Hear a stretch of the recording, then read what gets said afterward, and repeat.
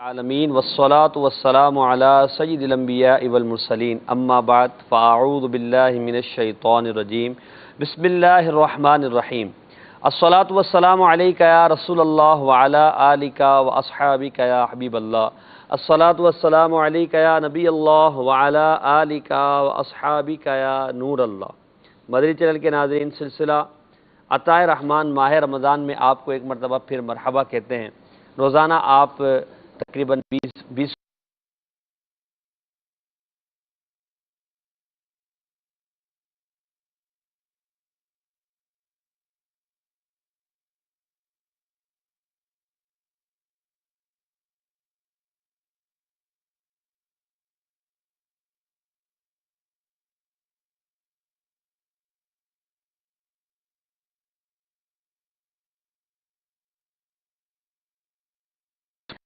ماہ رمضان جاری و ساری ہے۔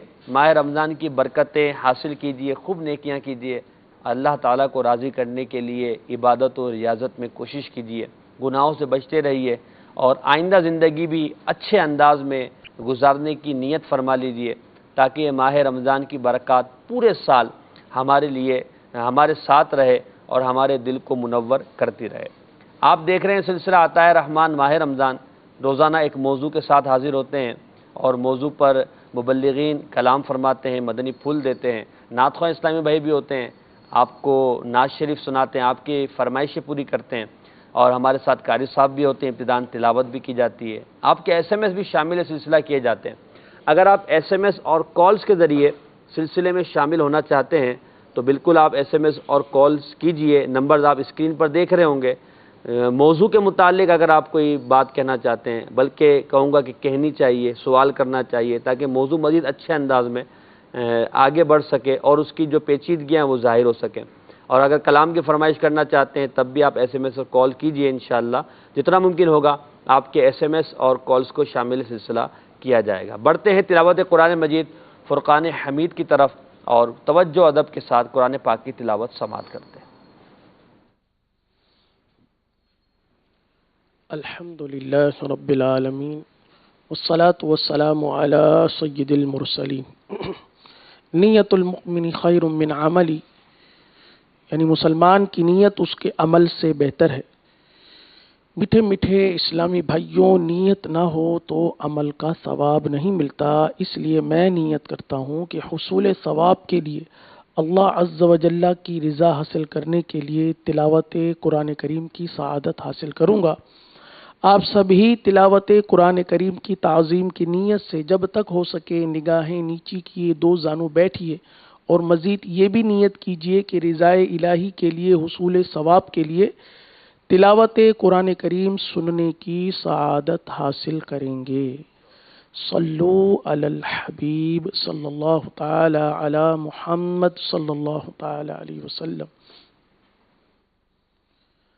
اعوذ باللہ من الشیطان الرجیم۔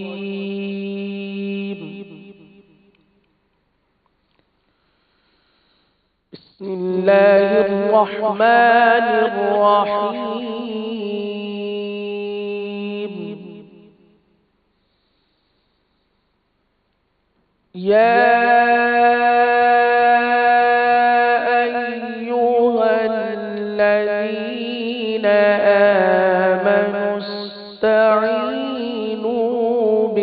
بالصبر والصلاة إن الله مع الصابرين۔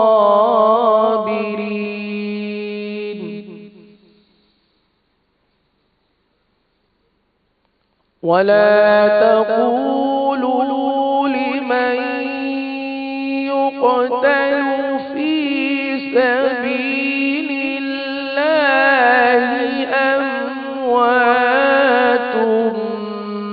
بل أحياء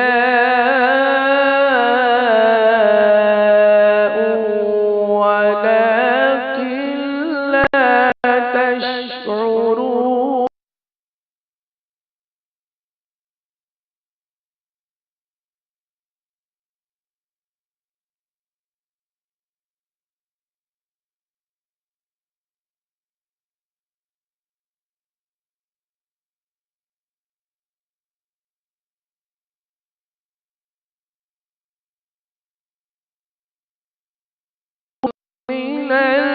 الأموال والأنفس والثمرات وبشر الصابرين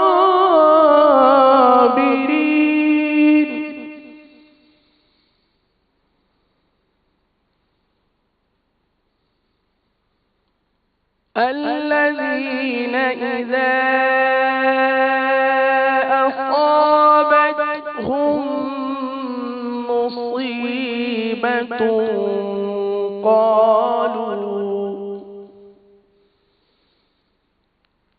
قالوا إنا لله وإنا إليه راجعون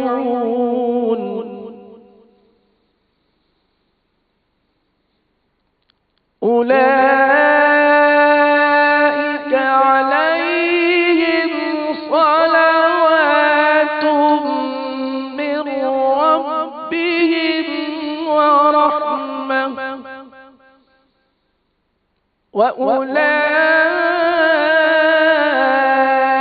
وأولئك هم المهتدون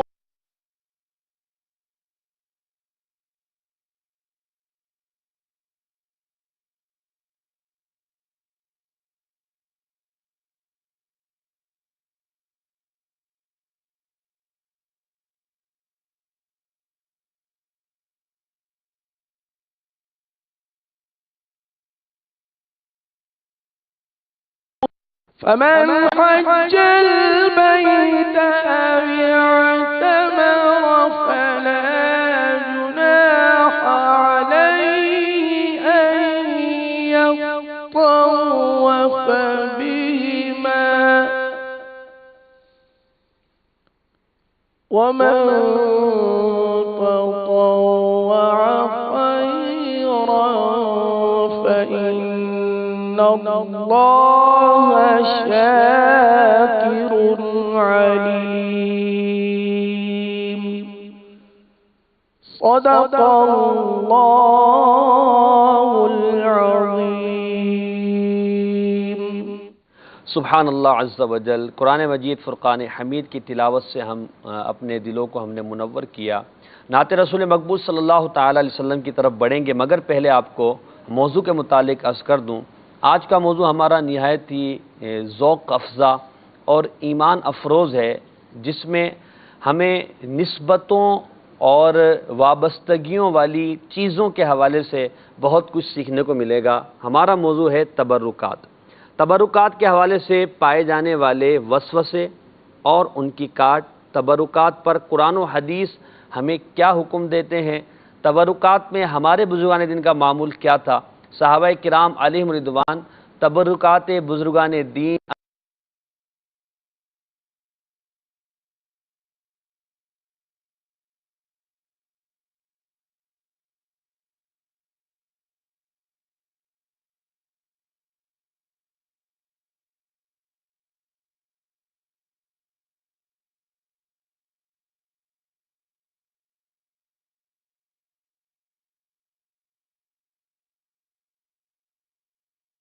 تبرکات کے حوالے سے کوئی سوال کرنا چاہتے ہیں، آپ کے ذہن میں کوئی بات ہے تو بالکل سوال کیجئے، انشاءاللہ آپ کے سوالات کے جوابات بھی لینے کی کوشش کریں گے، اور اگر معلوم نہ ہوا تو انشاءاللہ دارالفتہ اہل سنت کی طرف اس کی رہنمائی کے لیے انشاءاللہ حاضری دی جائے گی۔ بڑھتے ہیں ہم نعت رسول مقبول صلی اللہ علیہ وسلم کی طرف۔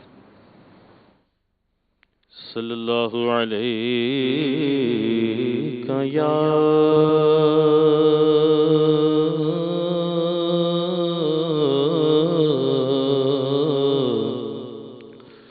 یا رسول اللہ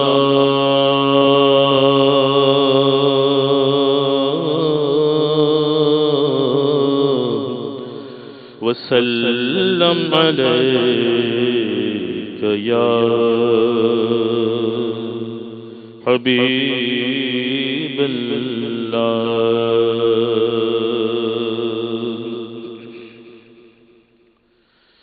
فرش والے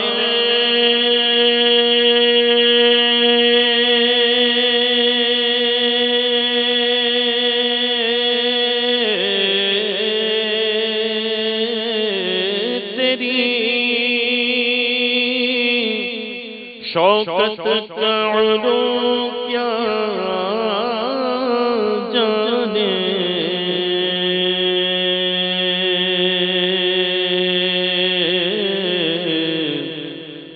خسروا عرش پہ اڑتا ہے ہریرا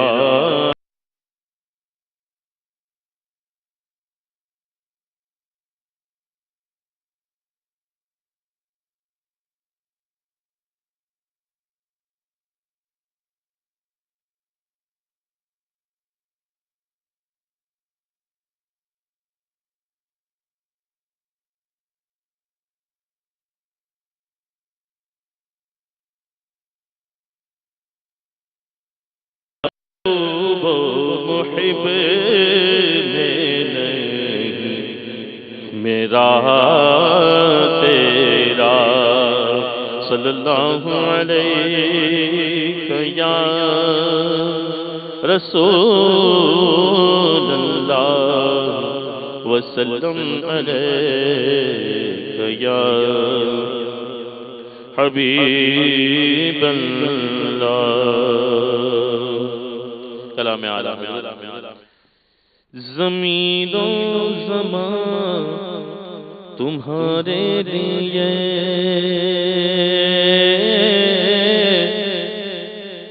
زمین و زمان تمہارے لیے مکین و مکان تمہارے لیے زمین و زمان تمہارے لیے مکین و مکان تمہارے لیے چنین و چنا تمہارے لیے چنین و چنا تمہارے لیے بنے دو جگہ تمہارے لیے زمین و زمان تمہارے لیے مکین و مکان تمہارے لیے دغل میں زبان تمہارے لیے بدن میں گئے جان تمہارے لیے دغل میں زبان تمہارے لیے بدن میں گئے جان تمہارے لیے ہمارے یاد تمہارے لیے ہمارے یاد تمہارے لیے اٹھے بھی بہار تمہارے لیے زمین و زمان تمہارے لیے مکین و مکان تمہارے لیے فرشتے خدم رسول حشم تمام امم غلام کرم وجود و عدم حدوث و قدم جگہ میں آیا تمہارے لیے کلیم و نجی مسیح و صفی خلیل و رضی رسول و نبی عتیق و وسیع غنی و علی ثنا کی زبان تمہارے لیے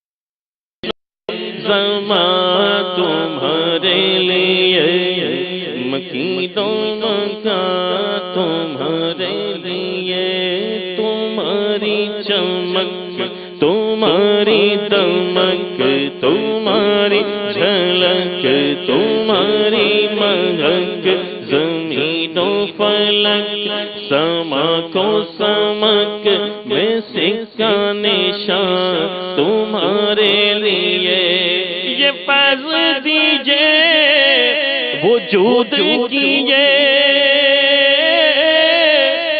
کہ نام لیے زمانہ جیے جگانے لیے تمہارے لیے یہ اکرامیاں تمہارے لیے زمین و زمان تمہارے لیے مکین و مکان تمہارے لیے صحابہ کرم روانہ کیے کہ آب نعم زمانہ پیے جو رکھتے تھے غم وہ چاچا سیے یہ سترے بدا تمہارے لیے جنا میں چمن چمن میں سمن سمن میں پب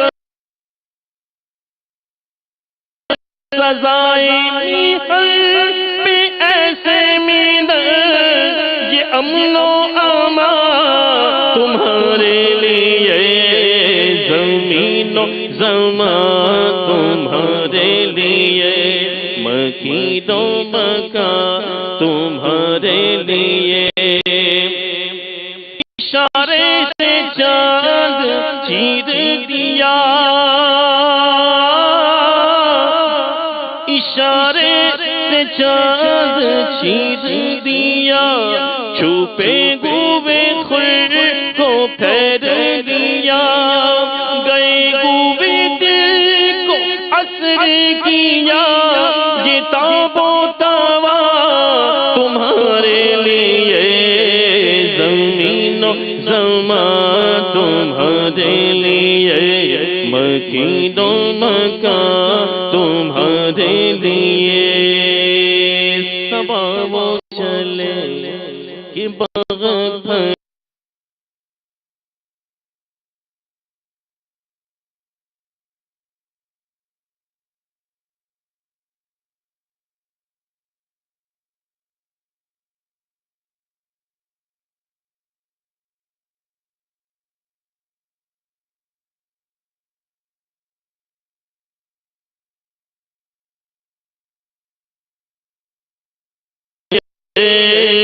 زمین و زمان تمہارے لیے مکین و مکان تمہارے لیے چنی دو چنا تمہارے لیے بنے دو جہاں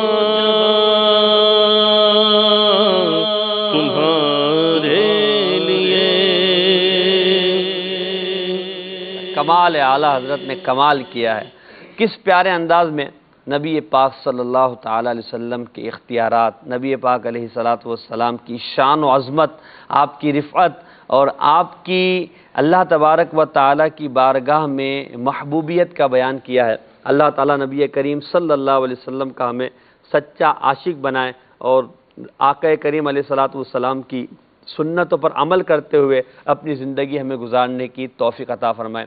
مدنی چینل کے ناظرین، آج کے سلسلے کا موضوع ہے تبرکات. تبرکات کے حوالے سے انشاءاللہ عزوجل سنیں گے.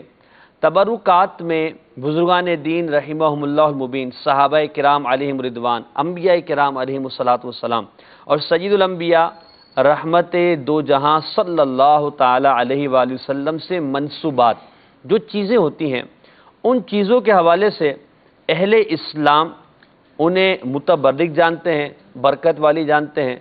ان چیزوں کے وسیلے سے رب کی بارگاہ میں دعائیں مانگتے ہیں، ان کے قرب میں رب سے دعائیں مانگتے ہیں، ان کی زیارت کا اہتمام کرتے ہیں. تو یہ جو انتظام و انصرام کیا جاتا ہے تبرکات کے لیے، اور تبرکات کا جو اتنا اہتمام ہے، اتنی عزت و تعظیم کی جاتی ہے، اس کی شرعی حیثیت کیا ہے، اور یہ جو سارا سلسلہ ہے اس کے بارے میں قرآن و سنت، صحابہ کرام علیہم رضوان، ہمارے بزرگان دین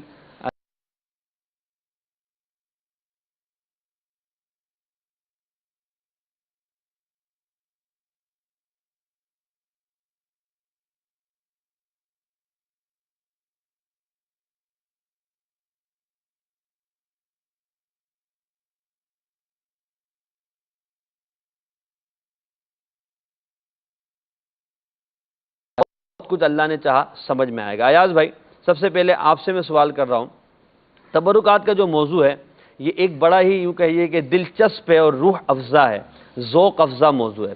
قرآن مبین فرقان حمید میں تبرکات کے حوالے سے کوئی ایسی آیات ہیں، ارشادات ہیں کہ جس میں بزرگوں کے تبرکات یا انبیاء کرام کے تبرکات کے حوالے سے کوئی ایسا ہمیں راہ ملے کہ ہم تبرکات کو دیکھنے، تبرکات کی زیارت کرنے یا تبرکات سے برکت لینے کے حوالے سے، اس حوالے سے کوئی آیات مبارکہ ہماری رہنمائی کرتی ہیں؟ الحمدللہ رب العالمین والصلاة والسلام علی سید المرسلین، اما بعد فاعوذ باللہ من الشیطان الرجیم، بسم اللہ الرحمن الرحیم۔ الحمدللہ عز و جل، قرآن کریم کی 3 آیات انشاءاللہ میں پیش کرنے کی کوشش کروں گا، جن کے ذریعے الحمدللہ کلام مجید فرقان حمید میں تبرکات کی اہمیت کو، ان کی عظمت کو، ان کی شان کو اجاگر فرمایا۔ کلام مجید فرقان حمید میں اللہ تبارک و تعالی نے 4 پارے کے اندر، سورہ آل عمران ہے، اس کے اندر اللہ تبارک و تعالی نے آیت مبارکہ کا ذکر فرمایا، ان اول بیت وضع للناس للذی ببکۃ مبارکا وہدی للعالمین فیہ آیات بینات مقام ابراہیم۔ سبحان اللہ، سبحان اللہ۔ ترجمہ کنز ایمان، بے شک سب سے پہلا گھر کے لوگوں کے لیے مقرر فرمایا گیا وہ ہے جو مکہ میں ہے، برکت والا اور سارے جہان کو راہ دکھاتا۔ سبحان اللہ، اس میں کھلی نشانیاں ہیں ابراہیم کے کھڑے ہونے کا پتھر۔ سبحان اللہ، سبحان اللہ۔ اب یہاں پر مقام ابراہیم یعنی حضرت ابراہیم علیہ السلام کے کھڑے ہونے کی جگہ، تو یہاں پر اب دیکھیے آیت کریمہ میں اللہ تبارک و تعالیٰ نے مقام ابراہیم کا ذکر فرمایا۔ مقام ابراہیم کیا ہے؟ مقام ابراہیم بیسیکلی ایک پتھر ہے، اور یہ وہ عظیم الشان پتھر ہے کہ جناب ابراہیم خلیل اللہ علی نبینا علیہ السلام جب کعبے کی تعمیر فرما رہے تھے تو آپ اس مبارک پتھر پر جب کھڑے ہوئے تو اللہ تبارک و تعالیٰ نے آپ کو وہ عظمت اور شان عطا فرمائی، اور اس پتھر کو وہ عظمت عطا فرمائی کہ نے آپ کے قدموں کو جذب فرما لیا۔ اللہ اکبر۔ یعنی کہ جیسے ہی حضرت ابراہیم علیہ السلام پتھر پر کھڑے ہوئے تو پتھر جو ہے وہ نرم ہو گیا، اور آپ کے دونوں مبارک قدموں کے نشان پتھر پر ثبت ہو گئے۔ سبحان اللہ۔ اعلیٰ حضرت رحمۃ اللہ تعالیٰ نے فرماتے ہیں پھر اس کے فوراً بعد ہی اللہ تبارک و تعالیٰ نے اسے سخت فرما دیا، اللہ اللہ، یعنی اس کی نرمی کو سختی میں تبدیل کر دیا۔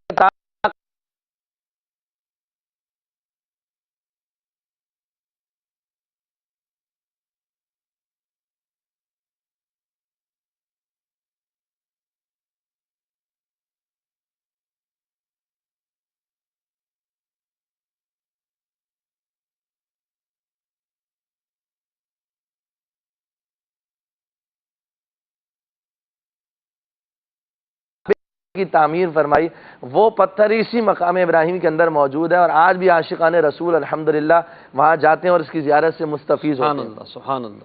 اب یہاں پر دیکھیے کہ اعلیٰ حضرت رحمۃ اللہ تعالیٰ علیہ نے ایک اور یہاں پر بڑی پیاری بات ذکر فرمائی ہے۔ اعلیٰ حضرت فرماتے ہیں اس میں ایک معجزہ نہیں ہے اس مقام ابراہیم کے اندر، اعلیٰ حضرت نے 5 معجزات گنوائے اس پتھر کے تعلق سے۔ چنانچہ اعلیٰ حضرت فرماتے ہیں اسی ایک پتھر کو مولا تعالیٰ نے متعدد آیات میں ذکر فرمایا، اس لیے کہ ابراہیم علیہ السلام کا نشان قدم اس پر آ جانا ایک معجزہ، اور ان کے قدموں کا گٹوں تک اس میں ثبت ہو جانا دوسرا معجزہ، اور پتھر کا ایک حصہ نرم ہو جانا باقی حصہ سخت رہنا تیسرا معجزہ۔ اور ارشاد فرماتے ہیں کہ چوتھا معجزہ یہ کہ معجزات انبیاء سابقین علیہ السلام میں سے اس کا آج تک باقی رہنا، یہ چوتھا معجزہ۔ اور باوصف کثرت اعداء یعنی مختلف ادوار اس پر گزرنے، بارش، سیلاب، ہواؤں، تیز آندھیوں کے باوجود آج تک اس کا سلامت اور محفوظ رہنا، یہ 5واں معجزہ ہے۔ تو اب یہ دیکھیے ایک پتھر کے اندر اللہ تبارک و تعالیٰ نے کیسے نشانات، کیسی عظیم معجزات کو ذکر فرمایا، کیسے نسبت خلیل اللہ علیہ الصلوۃ حضرت ابراہیم خلیل اللہ علی نبینا علیہ السلام کے نشان قدم، اور پھر دیگر چیزیں جو اعلیٰ حضرت رحمۃ اللہ تعالیٰ نے ذکر فرمائی۔ کس پیارے انداز میں آپ دیکھیے کہ یہ ہمارے لیے تبرکات کی اہمیت کو اجاگر کرتے ہوئے یہاں پر ہمارے سامنے یہ نشانی آج بھی موجود ہے کہ اللہ تبارک و تعالیٰ کو اپنے محبوبوں کی چیزوں سے کیسی محبت ہے، اللہ تبارک و تعالیٰ نے ان کو تا قیامت باقی رکھا۔ اسی طریقے سے ہم صفا اور مروہ کو بھی دیکھتے ہیں۔ اب یہاں پر صفا اور مروہ دیکھیے کیا ہے، یہ بھی بیسیکلی تبرکات ہی ہیں۔ حضرت بی بی حاضرہ رضی اللہ تعالیٰ عنہ کا یہاں پر دوڑنا اللہ تبارک و تعالیٰ کو، حالانکہ دیکھا جائے تو یہ پتھر ہے، پہاڑیاں ہیں 2، لیکن اللہ تعالیٰ کی محبوبہ بندی کا یہاں پر دوڑنا اللہ کو اس قدر پسند آ گیا کہ اللہ تبارک و تعالیٰ نے اسے تا قیامت آنے والے مومنین کے لیے اللہ تعالیٰ نے ارشاد فرمایا ان الصفا والمروۃ من شعائر اللہ، بے شک صفا اور مروہ یہ مولا تعالیٰ کی نشانیوں میں سے ہے، اللہ تبارک و تعالیٰ کے شعائر میں سے ہے۔ تو آج بھی ایمان والے بلکہ تا قیامت مسلمان مومنین الحمدللہ وہاں جا کر بی بی حاضرہ رضی اللہ تعالیٰ عنہ کی یاد میں صحیح کر اس کی یاد کو تازہ کر رہے ہیں، تبرکات کی عظمت کو اجاگر کر رہے ہیں، بی بی حاضرہ رضی اللہ تعالیٰ عنہ کے فیضان کو عام کر رہے ہیں۔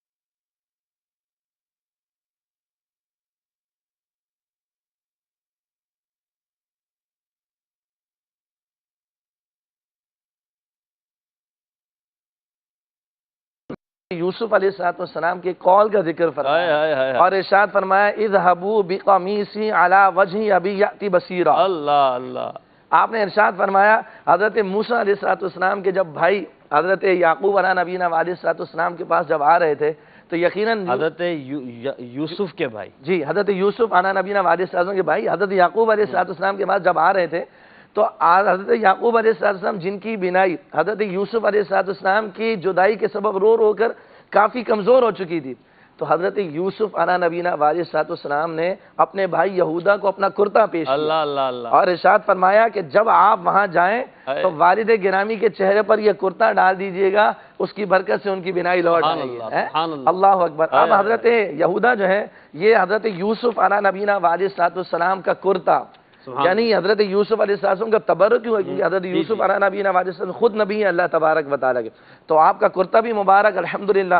تو یوں حضرت یوسف علیہ السلام کا کرتا لے کے جب والد گرامی کے پاس پہنچتے ہیں اور آپ کی مبارک آنکھوں پر جب کرتا ڈالتے ہیں تو آپ کی نگاہیں واپس لوٹ آتی ہیں، فَالْقُوهُ عَلَىٰ وَجْهِ أَبِي يَأْتِ بَصِيرًا وَأْتُونِي بِأَهْلِكُمْ أَجْمَعِينَ۔ اب دیکھیں یہاں پر کیسا پیارے انداز میں اللہ تبارک و تعالیٰ نے اپنے پیاروں کے تبرکات کی عظمت اور شان کو اجاگر فرمایا۔ ایک کرتا جہاں پر وہ پتھر بے جان تھے، ظاہری طور پر کرتا بھی بے جان ہے، لیکن آپ دیکھیے کہ اس کی عظمت اور شان اور نورانیت کا عالم دیکھیے کیسا تھا کہ جب وہ حضرت یعقوب علیہ نبینا علیہ السلام کے چہرے انور پر ڈالا گیا تو آپ کی بینائی واپس لوٹ آئی۔ یوسف جو ہے وہ بینائی کی واپسی کا سبب بن گئے، اور اس میں حضرت یوسف علیہ السلام کے علم غیب کا بھی تو ثبوت ہے، علم غیب نبی کو اللہ نے علم غیب دیا ہے کہ آپ نے فرمایا کہ اس قمیص کے ذریعے جو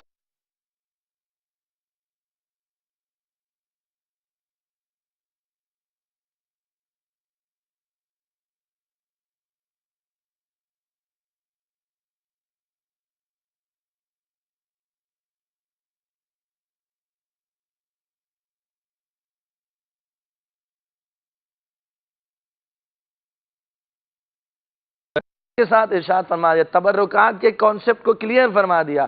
ارشاد فرمایا تابوت سکینہ حضرت طالوت کی بادشاہت کی نشانی جو قرار دی گئی وہ تابوت سکینہ کا لوٹ آنا تھا۔ تو تابوت سکینہ میں تھا کیا؟ اللہ تعالیٰ نے ارشاد فرمایا وَبَقِيَّةٌ مِّمَّا تَرَكَ آلُ مُوسَىٰ وَآلُ ہارون، اس کے اندر آل موسیٰ اور آل ہارون کے بقیہ جات جو ہیں، بقایا جات، وہ اس تابوت سکینہ کے اندر موجود تھے۔ اور ایک صرف حضرت موسیٰ اور حضرت ہارون نہیں بلکہ مفسرین نے یہاں پر لکھا ہے کہ کئی انبیاء کرام کے تبرکات اس تابوت سکینہ کے اندر موجود تھے۔ گویا یوں سمجھیے کہ وہ برکات کا، رحمتوں کا مخزن تھا وہ تابوت الحمدللہ، اور یہ بنی اسرائیل اس کو متبرک سمجھتے تھے اور اس کے لیے اس کو اپنے لیے کامیابی اور فلاح کا ذریعہ سمجھا کرتے تھے، سامنے رکھ کے اس کے وسیلے سے دعا مانگتے، اس کو سامنے رکھ کر اس کے وسیلے سے دعا مانگا کرتے تھے، اور جب کبھی مشکلات میں جنگوں میں وہ جاتے تو اس تابوت سکینہ کو اپنے آگے رکھتے ہیں، اور ان کا گمان یہ ہوتا تھا کہ اللہ تعالیٰ اس کی برکت سے ہمیں فتح اور کامرانی نصیب فرمائے گا۔ تو اب ان آیات معینات کی روشنی میں آپ دیکھیے تو اللہ تبارک و تعالیٰ نے تبرکات کے کانسیپٹ کو، اس معاملے کو کیسا واضح فرما دیا کہ اس کے پیاروں کی جو چیزیں ہیں، ان سے منسوب جو چیزیں ہیں، ان سے وابستہ جو چیزیں ہیں، ان میں دنیا اور آخرت کی فلاح و کامرانی ہے، ان میں دنیا اور آخرت کی برکات موجود ہیں، ان کے اندر ایمان کی یوں سمجھیے کہ فلاح ہے، ایمان کی کامیابی ہے، ایمان کے لیے نور، رشد اور ہدایت موجود ہے۔ تو پتہ چلا کہ تبرکات کی عظمت اور شان کو اللہ تعالیٰ نے کلام مجید میں ذکر فرمایا ہے، اور اس سے ہمیں پتہ چلتا ہے کہ ہمیں بھی چاہیے کہ ہم بھی تبرکات کے، چاہے وہ سرکار علیہ السلام کی مبارکہ ہو، کسی صحابی کی ہو، کسی ولی کے تبرکات ہو، ان تمام کا ادب و احترام کریں کہ بنی اسرائیل نے جب ان کی ناقدری کی تھی تو وہ چھن گیا تھا تابوت سکینہ، چلا پھر گیا جب تھا۔ دوبارہ جی ہاں چلا گیا واپس، جب دوبارہ سے انہیں اس کی قدر و منزلت محسوس ہوئی اور انہوں نے اس کا مطالبہ کیا تو اللہ تبارک و تعالیٰ نے انہیں واپس لوٹا سبحان دیا، اللہ۔ پھر انہوں نے اس کی قدر و منزلت شروع کر دی۔ تو اس سے ہمیں تبرکات کی اہمیت کا بھی پتہ چلتا ہے ماشاء کہ وہ اگر ہمارے پاس موجود ہوں تو ان کی کس انداز میں قدر و منزلت کرنی ہے، ان کی ناقدری نہیں کرنی بلکہ ان کا احترام اور تعظیم کرنا ہے۔ انشاءاللہ اس کی برکت سے دنیاوی کامیابیاں بھی نصیب ہوں گی اور اخروی فیضان اور برکات بھی نصیب ہوں گی انشاءاللہ۔ مدنی چلے کے ناظرین دیکھیں قرآن مجید فرقان حمید نے کس پیارے انداز میں تبرکات انبیاء اور تبرکات بزرگان دین کے حوالے سے ہمیں ایک کانسیپٹ دیا، ایک نظریہ دیا۔ یہاں دیکھیں یہ بات بھی قابل غور ہے اور ذوق افزا ہے کہ ایک قمیص جو بے جان ہے، ایک پتھر جو بے جان ہے، اور تابوت سکینہ جو بظاہر حیوان نہیں یعنی حیات نہیں رکھتا، اللہ تبارک و تعالیٰ نے اس میں برکت رکھی ہے۔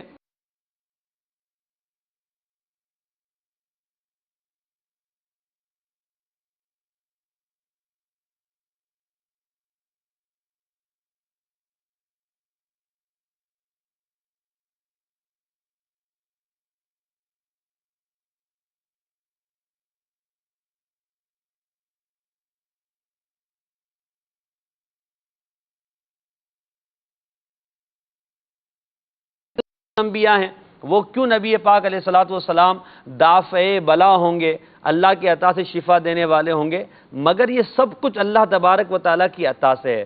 جب حضرت یوسف علیہ الصلوۃ والسلام کی قمیص یعقوب علیہ السلام کی بینائی واپس لا سکتی ہے اللہ کی عطا سے، تو مصطفیٰ کریم صلی اللہ علیہ وسلم کا ارشاد بھی، سرکار علی وقار علیہ السلام کے اقوال بھی اور آقا علیہ السلام کے معجزات بھی مریضوں کو شفا دے سکتے ہیں، اور سرکار علی وقار علیہ السلام کو اللہ نے اس سے بڑا مقام و مرتبہ عطا فرمایا ہے۔ موضوع ہمارا ہے تبرکات۔ اس دوران الحمدللہ رکن شورا ابو صوبان محمد اطہر اتاری مدظل العالی بھی تشریف لائے، ان کو مرحبا کہتے ہیں۔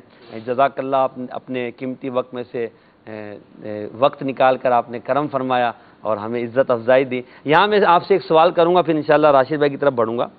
تابوت سکینہ، یوسف علیہ السلام کی قمیص، یہ دونوں اللہ تبارک و تعالیٰ کی عطا سے مدد بھی کر رہی ہیں، شفا بھی دے رہی ہیں، تو انبیاء کرام علیہم الصلاۃ والسلام کے تعلق سے جو نسبت والی چیزیں ہیں، جو ابھی سے انہوں نے کہا کہ احادیث آیت مبارکہ میں پتہ چلا، یہ کیسے پتہ چلے کہ یہ ہے وہی منصوبات، یہ وسوسہ کیسے دور ہو؟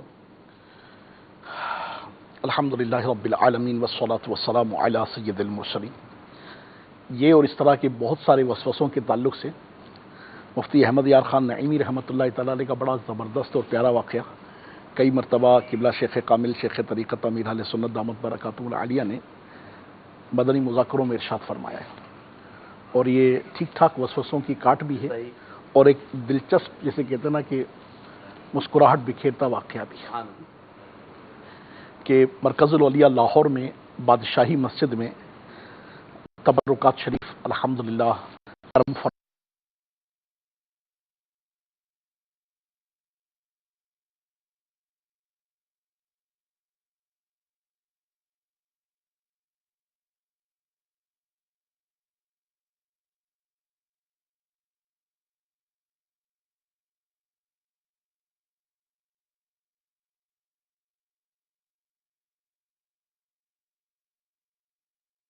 شخص کے ذہن میں یہی بات آئی، وسوسے تھے، یہی وسوسہ آیا کہ یہ لوگ کیا کر رہے ہیں، کیوں کر رہے ہیں، کس لیے کر رہے ہیں، ان کو کیا پتا یہ کہاں سے آیا ہے، اس کی کیا نس ہے، اس کی لوگوں نے ایسے ہی نام رکھ دیے ہوں گے، ریفرنس کہاں سے ہے، کون اس کی کیا تاریخ ہے۔ قبلہ مفتی صاحب فرماتے کہ یہ کچھ بڑبڑانے والے مزاج ہوتے ہیں، آپ نے دیکھا ہوگا مزارات اولیاء کے قریبی یہ کیفیات ہوتی ہیں، جہاں جہاں پر بھی اہل اللہ سے منسوب کوئی شے ہوتی ہے نا تو ملعون شیطان بھی قریب کہیں نہ کوئی ایسا پروپیگنڈا کر ہی رہا ہوتا ہے۔ صحیح بات۔ تو یہ شخص بھی وہاں پر بلبلا بڑبڑاہٹ کی کیفیت میں تھا، تو اس طرح سے کچھ ترکیب بنتی ہے کہ قبلہ نے ہی ان سے پوچھا یا کسی اور نے پوچھا کہ حضرت آپ کا نام کیا ہے، جی، تو انہوں نے کہا کہ مثال کے طور پر میرا نام عبداللہ ہے۔ آپ نے فرمایا کہ اچھا عبداللہ بھائی کس کے بیٹے ہیں؟ کہا عبد الرحمن کے۔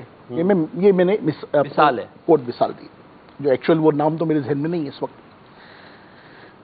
اچھا یہ بات کیسے پتہ چلے کہ آپ عبد الرحمن صاحب ہی کے بیٹے ہیں، یہ کیسے پتہ چلے؟ خاموش. میرے فادر ہیں، میری والدہ نے بتایا ہے، مسلمان کہتے ہیں. اور انڈرسٹوڈ ہے کہ پھر آج کے دور کے حساب سے ہم دیکھ لیں تو میرے برتھ سرٹیفکیٹ پہ لکھا ہوا ہے، میرے ایڈمیشن سرٹیفکیٹ پہ لکھا ہوا ہے، اس میں لکھا ہوا ہے، اس میں لکھا ہوا ہے، میری تمام ڈاکیومیشن، میرا ڈومیسائل، میرا PRC سب اسی پہ بنا ہوا ہے. مسلمانوں کی کثرت کہتی ہے کہ الحمدللہ میں ان کا بیٹا ہوں، اور میری ماں بتاتی ہے الحمدللہ. تو مسلمانوں کی جو کثرت کہتی ہے کہ آپ ان کے بیٹے ہیں، تو آپ مانتے ہیں نا کہ آپ ان کے بیٹے ہیں؟ ہاں بھائی میں مانتا ہوں ان کا بیٹا، میں ہوں ان کا بیٹا. تو بولے یہ جو سارے کھڑے یہ کون ہے؟ یہ بھی تو مسلمان ہے. یہ بھی تو مسلمان ہیں. اور یہ جو سینکڑوں کھڑے ہیں، ہزاروں مانتے ہیں، لاکھوں جانتے ہیں. سبحان اللہ. الحمدللہ رب العالمین. تو یہ سب بھی تو ایمان والے ہیں. جب یہ کہتے ہیں کہ رسول پاک صاحب لولاک صلی اللہ علیہ وسلم کی منصوبات ہیں، یہ حضور سے تعلق رکھنے والی چیزیں ہیں، یہ حضور کے اہل بیت سے یا صحابہ کریم سے کوئی نہ کوئی شے منسوب ہے. وہاں مبارک تلواریں رکھی ہیں، مبارک امامیں رکھی ہیں، مبارک ردائیں رکھی ہیں، اور بھی بہت سارے تبرکات ماشاءاللہ عز و جل کرم فرما ہیں. جب مسلمانوں کی کثرت یہ کہتی ہے کہ یہ رسول اللہ صلی اللہ علیہ وسلم سے منسوب ہیں، تو آپ کو تو میں مان لوں کہ مسلمان کہتے ہیں آپ عبد الرحمن کے بیٹے ہیں، اور مسلمانوں کے ہی کہنے پر میں یہ نہ مانوں کہ یہ رسول اللہ صلی اللہ علیہ وسلم سے منسوب چیزیں ہیں، تو وہ کھسیانی بلی کی طرح کھمبا ہی نوچنے لگے. بات تو سمجھ میں آ گئی. تو یہ حقیقت پر مبنی بات ہے. بنیادی طور پر اس بات کو سمجھنا چاہیے کہ جو چیز اللہ پاک کے نیک بندوں کے ساتھ منسوب ہو جائے، وہ انبیاء علیہم الصلاۃ والسلام ہوں، وہ صحابہ کریم ہوں، وہ اولیاء کاملین ہوں. بلکہ سچی بات عرض کروں تو ایک بات ہے، ماشاءاللہ علماء تشریف فرما ہے، ارشاد ہوا مومن کے جھوٹے میں شفا ہے. بے شک مومن کے جھوٹے میں شفا ہے. اب یہاں پر لفظ مومن سے مراد ایمان والا ہے. بالکل. اس کا یہ بلیو ہے کہ اللہ تبارک و تعالی عز و جل وحدہ لا شریک ہے، اور محمد کریم صلی اللہ علیہ وبارک وسلم اس کے سچے رسول ہیں، اور اس نے ضروریات دین کو قبول کیا. تو محبوب خدا صلی اللہ علیہ وسلم نے اس مومن کے جھوٹے میں شفا عطا فرمائی. مجھے یہ بتائیے کہ جب ایک عام مومن کے جھوٹے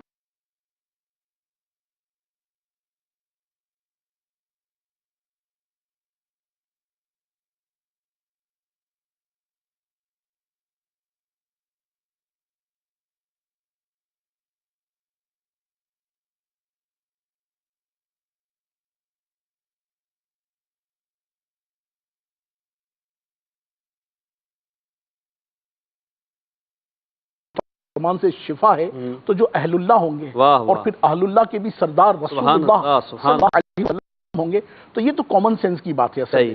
ہاں یہ ضرور ہے اپنی جگہ پر، اس کے جو اگلے پہلو ہیں ان کی طرف انشاءاللہ عز و جل ہم وقت مناسب پر کچھ پہلو ہیں کہ جن کو واقعی غور میں لے کر آنا چاہیے، توجہ کرنی چاہیے، اور اس کے تعلق سے تبرکات شریف کی برکات حاصل کرنے والوں اور تبرکات رکھنے والوں کو کیا کرنا چاہیے، اس پر انشاءاللہ ہم گفتگو کریں گے. انشاءاللہ. ماشاءاللہ وسوسے کے حوالے سے بڑے اچھے انداز میں ہمیں سمجھایا رکن شورا نے. تو وسوسوں کا شکار نہیں ہونا چاہیے، بلکہ جو قرآن و سنت اور بزرگان دین کا طریقہ کار ہے اسی کو ہمیں اپنانا چاہیے. راشد بھائی، احادیث طیبات تبرکات کے حوالے سے ہمیں کیا کہتی ہے؟ احادیث محسن بھائی اس بارے میں کثیر ہیں.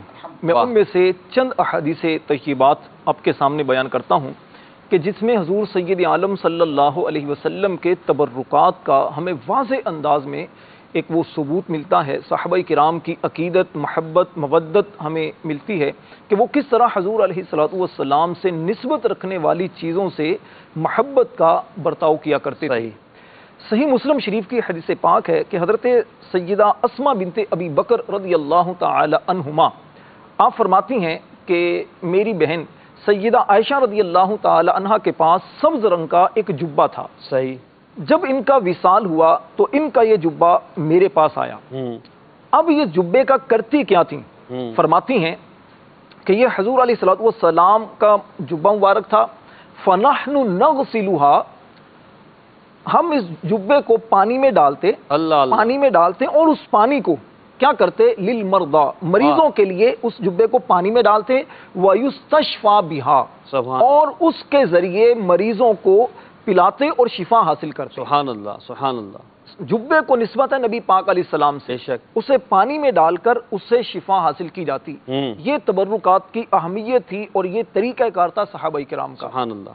پھر ایک اور صحیح بخاری شریف کی حدیث پاک ہے، حضرت سہل بن سعد رضی اللہ تعالیٰ عنہ، ان کے پاس حضور جان عالم صلی اللہ علیہ وسلم کا ایک پیالہ مبارک تھا جس میں حضور علیہ السلام پانی نوش فرمایا کرتے تھے.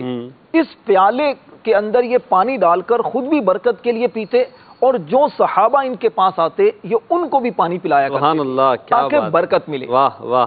تیسری حدیث پاک صحیح بخاری شریف کی، صحابہ کرام علیہم رضوان کا عمل مبارک کیا تھا؟ حضرت سیدنا ابو جحیفہ رضی اللہ تعالیٰ عنہ بیان کرتے ہیں کہ میں نے ایک مرتبہ دیکھا کہ سرخ رنگ کا ایک خیمہ ہے جس میں حضرت نبی پاک علیہ الصلوۃ والسلام تشریف فرما ہوتے، اور حضرت بلال رضی اللہ تعالیٰ عنہ کا عمل مبارک کیا تھا کہ حضور علیہ السلام جو پانی استعمال فرماتے یہ وہ پانی لے کر باہر آتے، تو میں نے دیکھا کہ صحابہ کرام اس پانی کو حاصل کرنے کی کوشش کرتے، سبحان اللہ، جسے وہ پانی مل جاتا وہ اپنے چہرے پر اپنے جسم پر ملتا، اور جسے نہ ملتا تو وہ جس کو ملا ہوتا اس کے جسم پر تری پر ہاتھ لگا کر اسی سے سبحان اللہ، سبحان اللہ، یہ تھا صحابہ کرام کا عمل۔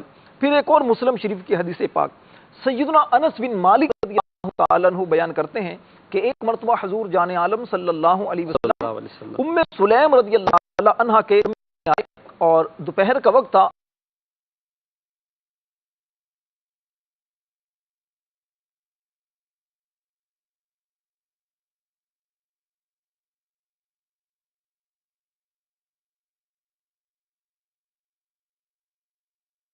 موقع اچھا ہے، نبی پاک علیہ السلام آرام فرما رہے ہیں، اس پسینے کو جمع کرنا شروع کر دیا۔ سبحان اللہ، نبی پاک علیہ السلام بیدار ہوئے، آپ نے فرمایا اے ام سلیم یہ کیا کر رہی ہو؟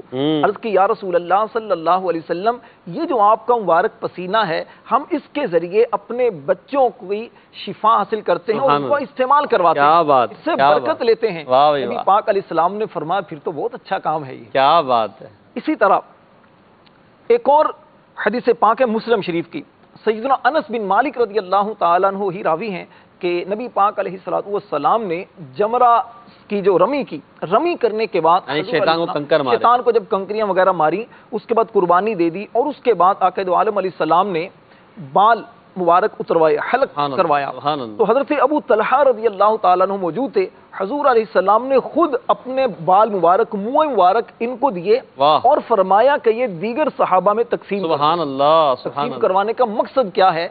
تاکہ برکت حاصل کریں وہ۔ اسی طرح مال کی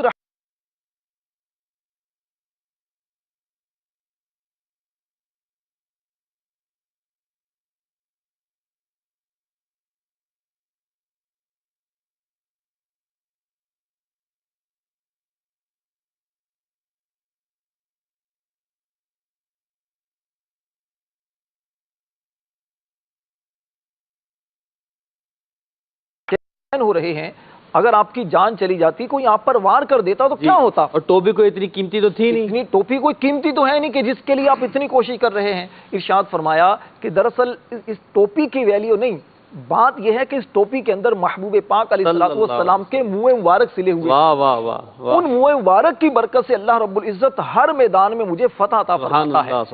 تو یہ صحابہ کرام کا عقیدہ تھا، نظریہ تھا کہ جس چیز کو نبی پاک علیہ السلام سے نسبت حاصل ہو جائے اس چیز کا یہ ادب بھی کرتے تھے اور اپنے پاس بھی اس کو رکھا کرتے تھے۔ شاعر کہتے ہیں نا، فقط اس واسطے خالد نے ہر ایک مار کا جیتا، انہوں نے ٹوپی میں سی رکھے تھے میرے سرکار کے گئے۔ کیا بات ہے۔ تو یہ صحابہ کرام کا یہ عقیدہ اور نظریہ تھا۔ اس کے علاوہ کثیر احادیث ہے محسن بھائی کہ جس میں صحابہ کرام کی عقیدت اور محبت کا ہمیں پتہ چلتا ہے، اور آج بھی عاشقان رسول الحمدللہ ان چیزوں سے تبرک حاصل کرتے ہیں، برکت حاصل کرتے ہیں کہ جس کو نبی پاک علیہ الصلوۃ والسلام سے نسبت حاصل ہے۔ ماشاءاللہ۔ بلال بھائی آپ کیا کہتے ہیں اس موضوع پر؟ الحمدللہ رب العالمین والصلاة والسلام علی سید الانبیاء والمرسلین، اما بعد فاعوذ باللہ من الشیطان الرجیم، بسم اللہ الرحمن الرحیم۔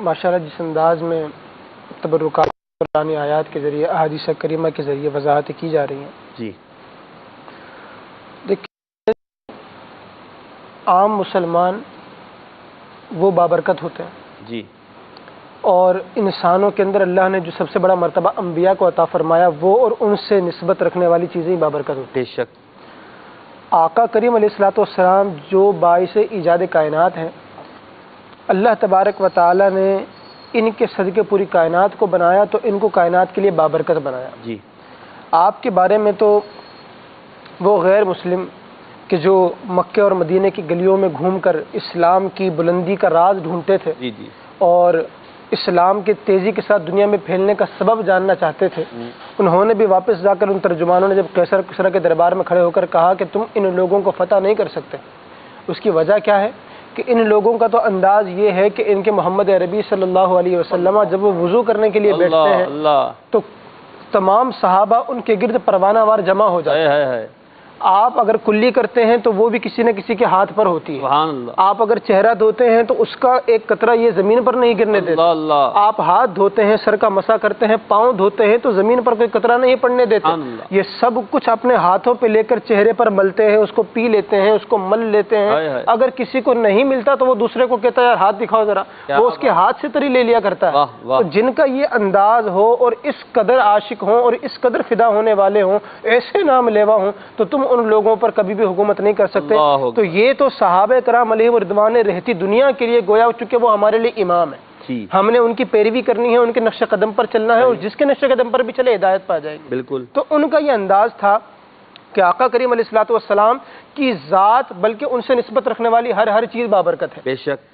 حضرت ام عمارہ رضی اللہ تعالی عنہ آپ بیان کرتی ہیں کہ حدیبیہ کے مقام پر حضور علیہ الصلوۃ والسلام نے اپنے بال سر کے منڈوائے اور ان کو ایک سبز درخت پر ڈال دیا. اللہ اکبر. اس وقت صحابہ کرام علیہ رضوان آپس میں گویا ایک چھینا جھپٹی کا سما بن گیا، ہر کوئی وہ بال حاصل کرنا چاہتا تھا. کیا بات. اب دیکھیے صحابہ کرام کا انداز ہے، یعنی آج اگر عشاق آب زمزم پینے کے لیے تڑپتے ہیں، آج اگر عشاق تبرکات کی زیارت کے لیے لائنیں لگا کر دن بھر کھڑے رہتے ہیں، تو یہ سب سیکھا صحابہ کرام سے ہے کہ درختوں پر ڈلے بال کو صحابہ کرام حاصل کرنے کی جستجو کر رہے ہیں. ام عمارہ رضی اللہ تعالیٰ عنہ بیان کرتی ہیں کہ میں نے بھی کسی طرح کچھ بال حاصل کر لیے. اب وہ کیا ان بالوں کا جناب، بال ہیں بظاہر، کیا ان بالوں کا؟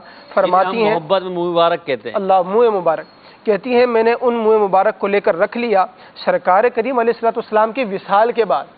وصال ظاہری کے بعد، کیونکہ زندگی میں تو جب بھی کچھ ہوتا تھا تو حاضر ہو جایا کرتے تھے اور آقا ہاتھ پھیرتے تھے، لعاب دہن سے نوازتے تھے، بیماری دور ہو جاتی تھی. کہنے وصال ظاہری کے بعد جب کوئی بیمار ہوتا، ہم ان منہ مبارک کو، ان بالوں کو پانی میں ڈبو کر مریض کو پلاتے تھے. وہ دھون مریض کو پلاتے تو اللہ تبارک و تعالیٰ اسے شفا.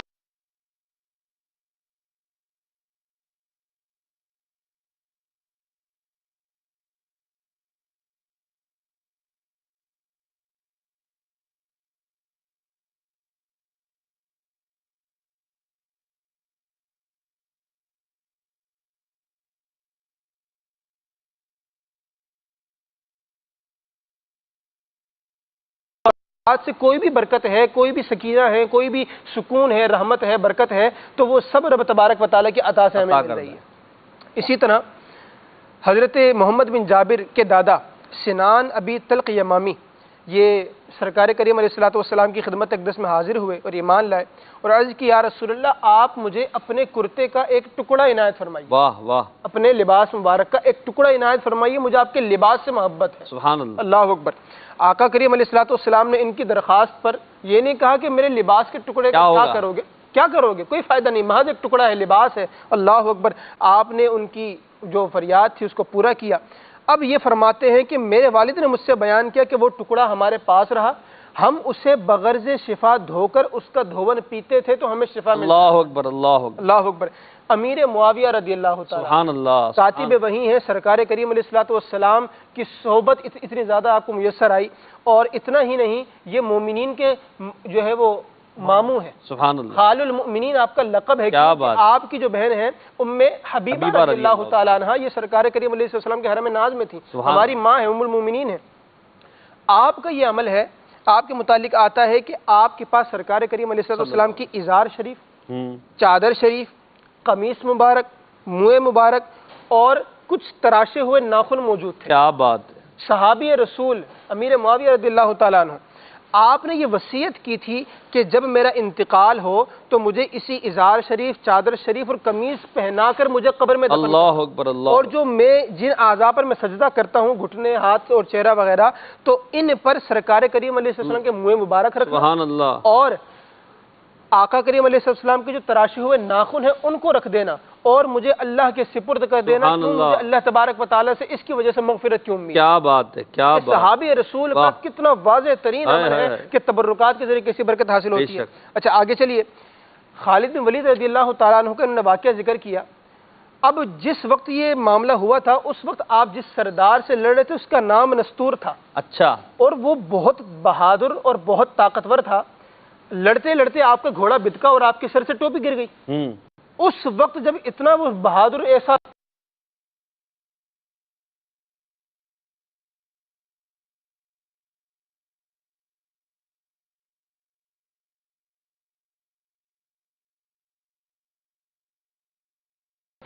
کہ ایک مرتبہ میں بارگاہ رسالت میں حاضر تھا تو میں نے آقا کریم علیہ السلام کو دیکھا کہ آپ نے حلق کروایا اور تو میں نے آپ سے چند موئے مبارک لے کر اپنے پاس رکھ لیے. صحیح. آقا کریم علیہ السلام نے فرمایا کہ ما تصنع بہؤلاء یا خالد. کیا بات ہے، کیا بات. اے خالد تم نے میرے بال لیے ہیں، موئے مبارک لیے ہیں، کیا کرو گے ان کا، کیا کرو گے؟ خالد بن ولید رضی اللہ تعالیٰ عنہ صحابہ کرام کا عقیدہ دیکھیں، واضح فرماتے ہیں یا رسول اللہ اتبرک بہا واستعین بہا علی القتال قتال اللہ اعداء. اللہ اللہ اللہ. یا رسول اللہ جب دشمنوں سے قتال ہوگا، جنگ کا عالم ہوگا تو میں آپ کے ان موئے مبارک سے برکت حاصل کروں سبحان گا اللہ. اور ان سے اللہ کی بارگاہ میں فتح کے لیے مدد طلب کیا کیا بات، کروں گا. کیا بات، اللہ اکبر. کیا بات. آقا کریم علیہ الصلوۃ والسلام نے یہ سن کر ارشاد فرمایا لا تزال منصورا ما دامت معک. سبحان اللہ. اے خالد تم ہمیشہ کامیاب رہو گے جب تک تمہارے پاس یہ موئے مبارک رہیں گے. سبحان اللہ. واہ. آقا کریم علیہ السلام نے گویا صحابہ کرام کے عقیدے کو سند بخشی ہے بے شک. کہ تبرکات کو اگر ماننا، ان سے برکت حاصل کرنے کا تمہارا عقیدہ ہے تو یہ بالکل درست ہے. سبحان اللہ. اگر تم اس نیت کے ساتھ رکھتے ہو کہ مجھے اس کی مدد سے دشمنوں پر مدد حاصل ہوگی تو اللہ تمہاری مدد فرمائے گا. تو یہ خالد بن ولید رضی اللہ تعالیٰ عنہ فرماتے ہیں کہ یہ اس وقت سے میرے ساتھ ہے. میں نے کیا کیا، جعلتها فی مقدمتی قلنسوتی فلم القی جمعا قط الا ان هزموا ببرکت رسول اللہ صلی اللہ علیہ وسلم. میں نے وہ بال لے کر اپنی ٹوپی کے اگلے مقام پر ان کو سی لیا.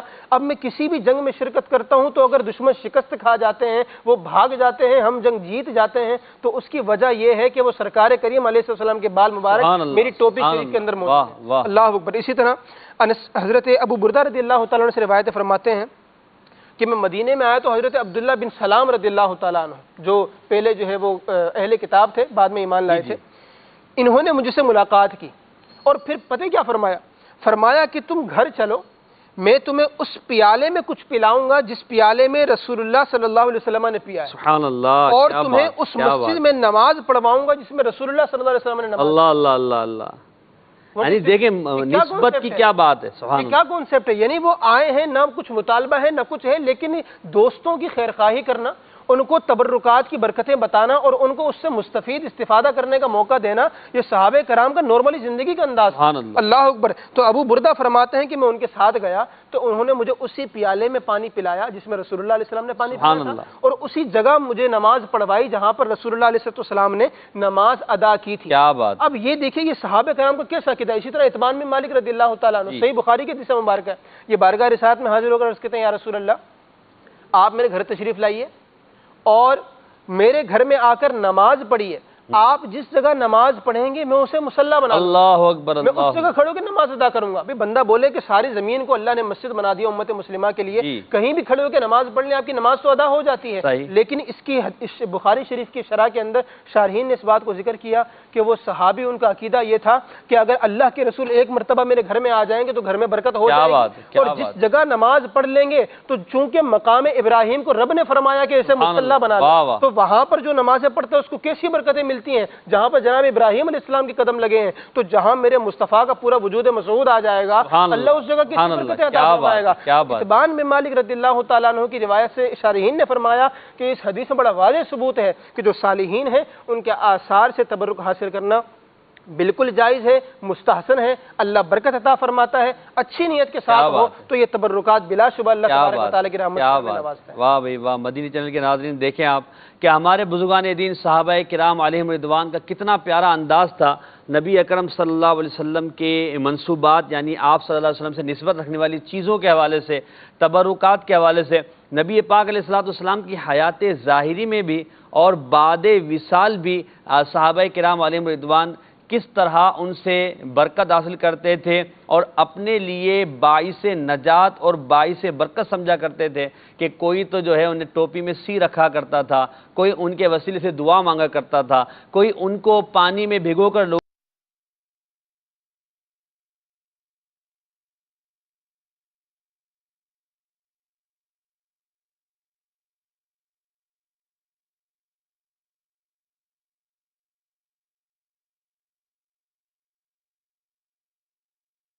نظریہ کتنا پیارا، کتنا میٹھا اور کتنا اچھا تھا کہ یہ صحابہ کرام علیہم رضوان رہتی دنیا تک کے مسلمانوں کو سکھا گئے، بتا گئے، سمجھا گئے کہ جس شے کو اللہ کے رسول صلی اللہ علیہ وسلم سے نسبت ہو جائے اس شے کو باعث برکت جانا جائے گا، جس شے کو صحابہ کرام سے نسبت ہو جائے یقیناً وہ بھی برکت ہوگی، اور ان سے برکت حاصل کرنا یہ مسلمانوں کا طریقہ رہا ہے۔ مزید اس موضوع پہ انشاءاللہ عز و جل ہم گفتگو کریں۔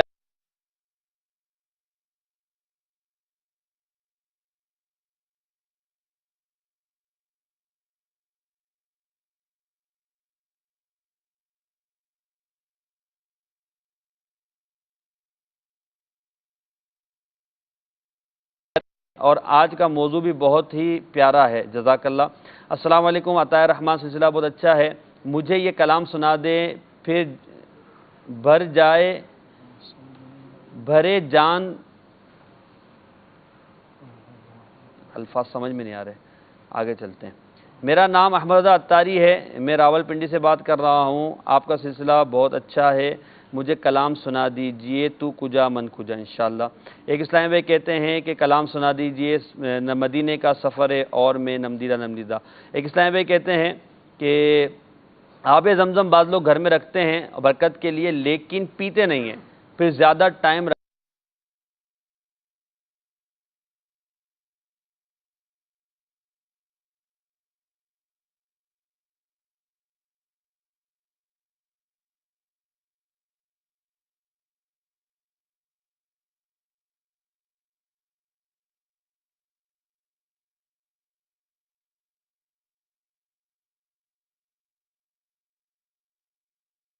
ایک اسلامی بھائی کہتے ہیں کہ تبرکات کا مطلب کیا ہے یہ بتا دیجیے، اور آپ کا سلسلہ بہت اچھا ہے۔ جی ایاز بھائی، تبرکات کسے کہتے ہیں؟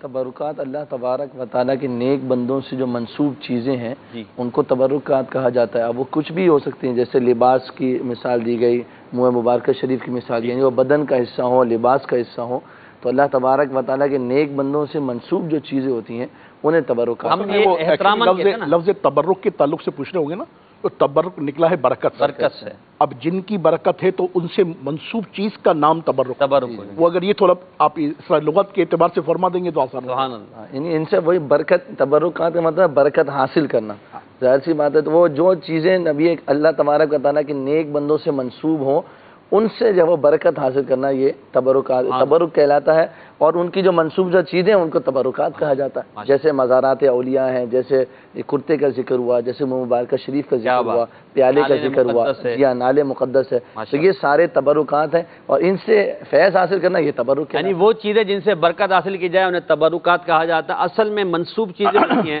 کہ جو انبیاء کرام، صحابہ کرام، بزرگان دین سے ہوں اور ان سے برکت حاصل کی جائے۔ جی کال دیجیے گا کچھ۔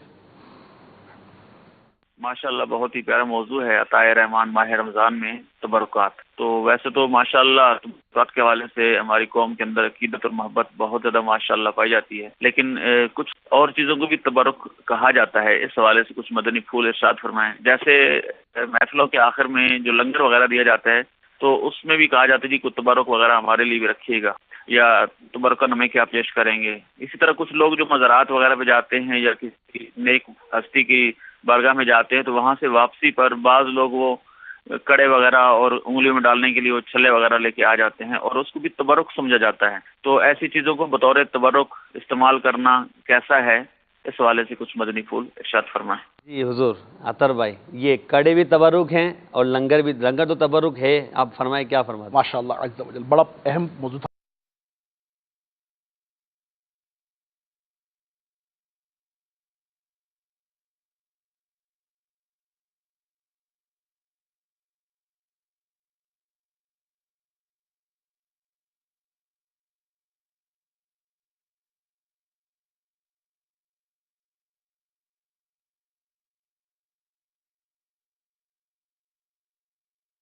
اللہ کے نیک بندے اور بزرگ کی جو صحابیہ ہیں یا ولیہ ہیں ان کی طرف سے کوئی چیز ایسی کہ جو مرد کے لیے درست نہیں ہے، صحیح، مگر وہ بی بی صاحبہ سے منسوب ہے، صحیح، تو کیا مرد کو پہننا وہ درست ہو جائے گا؟ نہیں، درست نہیں ہوگا۔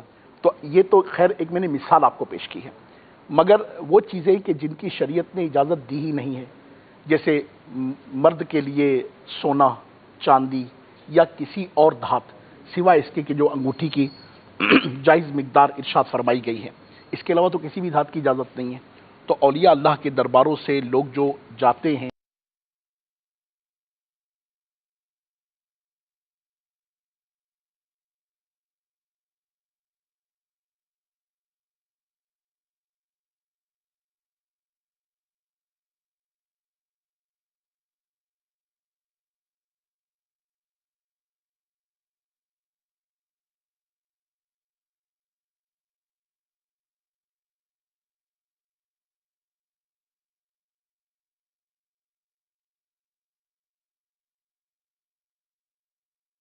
کہ ان سے نسبت کیسے چیزیں حاصل کر سکتی ہیں، انہوں نے تو ان چیزوں کو استعمال کیا ہی نہیں۔ برکت جائز چیزوں سے ملے گی نا، جائز چیزوں سے ملے گی جو آپ کے لیے جائز ہیں۔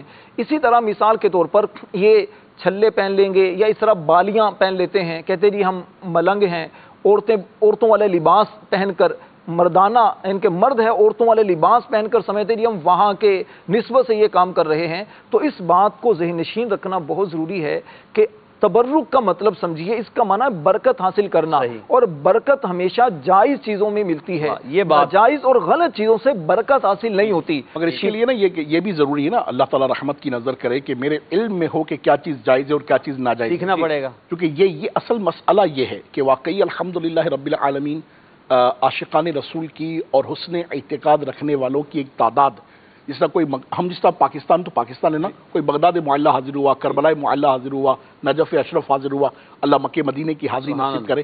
تو جو مکہ مدینے سے جو کچھ وہ لے کر آ گیا وہ سمجھتا ہے کہ وہ سبھی تبرک ہے۔ اب کوئی فار ایگزامپل کہ وہیں کا کوئی پوائزن اٹھا کے لے آیا تو وہ کھانا شروع تو نہیں کر دے گا نا، یہ تو کامن سینس کی بات ہے یار۔ تو اللہ تعالیٰ رحمت کی نظر کرے، ایک بہت بڑی تعداد ہے کہ جس کو یہ علم ہی نہیں ہے کہ کیا چیز شریعت میں جائز ہے اور کیا چیز ناجائز ہے۔ صحیح۔ تو اللہ تعالیٰ رحمت کی نظر کرے، اس کے لیے پھر بنیادی طور پر علم حاصل کرنا بڑا ضروری ہے۔ اچھا، تبرک کو تبرک سمجھنے کے لیے علم چاہیے۔ مسلم اس میں یہ بھی ہے، جیسے میں نے کہا نا چھلے ہیں یا انگوٹھیاں اس طرح کی چیزیں ہیں، کچھ جائز چیزیں ہیں جو گھر کی خواتین استعمال کر سکتی ہیں، آپ ان کے لیے لا سکتے ہیں۔ برکت کو وہی نا، مرد کے لیے اگر ناجائز ہے تو ٹھیک ہے، عورتیں اگر استعمال کریں تو جائز ہے۔ بعض لوگ کسی اور انداز میں لیتے ہیں، یہ بھی درست نہیں۔ اب وہ مختلف رنگوں کے جو ہے مزاروں کے دھاگے پہنے تو ایک ایک ہاتھ میں 4 5 دھاگے، ہرا، کالا، پیلا، نیلا پہنے ہوتے ہیں۔ اگرچہ دھاگا فی نفسی ہی باندھنا جائز ہے، مگر وہ دیکھنا ایک عورتوں والا انداز ہو جاتا ہے، تو اس سے بھی بچنا چاہیے۔ کڑے بھی پہنتے ہیں، کڑے بھی پہنتے ہیں، مناسب یہ کڑا پہننا جائز ہے، یہ چین پہنتے ہیں، کڑیاں پہنتے ہیں پراپر وے میں، مطلب کہ 8 10 انگوٹھیاں پہنتے ہیں برکت کے لیے۔ کیا کہلاتا ہے جو پیروں میں بھی کڑا پینوں پہ بڑی حیرت ہوتی ہے کہ وہ لوگ اس طرح پہنتے ہیں۔ اللہ اکبر، اور پتہ نہیں چلتے کیسے ہوں گے، نہیں چلتے بھی ہیں اور چلاتے بھی ہیں۔ چلا نیکسٹ کال۔ اویس تاریخ سیالکوٹ سے، مجھے امیر اہل سنت کا یہ کلام سنا دیں، میں جو یوں مدینے جاتا تو کچھ اور بات ہوتی، کبھی لوٹ کر نہ آتا تو کچھ اور بات ہوتی۔ جزاک اللہ۔ انشاءاللہ نیکسٹ۔ میرا نام زین العابدین اتاری، میں زمزم نگر حیدرآباد سے بات کر رہا ہوں۔ سلسلہ عطا رحمان ماہ رمضان بہت ہی اچھا چل رہا ہے۔ میری نعت کی فرمائش ہے کہ حسبی ربی جل اللہ معافی قلبی غیر اللہ۔ انشاءاللہ اگلی کال۔ یہ کلام سنا دے اعلیٰ حضرت کا، چمک تجھ سے پاتے ہیں سب پانے والے، میرا دل بھی چمکا دے چمکانے والے۔ جزاک اللہ خیر۔ آمین آمین نیکسٹ۔ السلام علیکم ورحمۃ اللہ وبرکاتہ۔ وعلیکم السلام ورحمۃ اللہ وبرکاتہ۔ میرا نام محمد عظیم محمد راز اتاری ہے، میں بھاون نگر سے بول رہا ہوں، مجھے یہ والی نعت سنا دیں۔ بہر دیدار مشتاق ہیں ہر نظر۔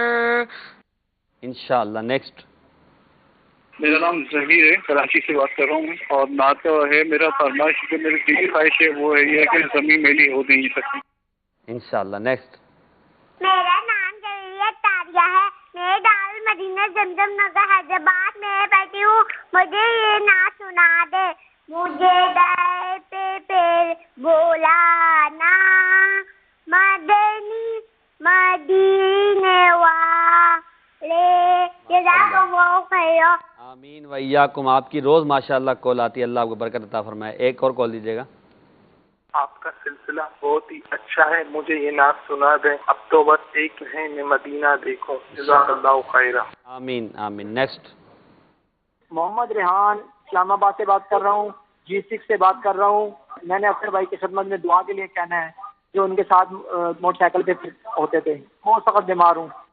اللہ تعالیٰ ان کو شفا عطا فرمائے، ان کی تمام مسائل کو حل فرمائے اور تمام بیماروں پر رحمت کی نگاہ فرمائے۔ بلال بھائی ایک سوال SMS کے ذریعے، تابوت سکینہ کہاں ہے؟ ہم بھی برکت حاصل کریں اس سے۔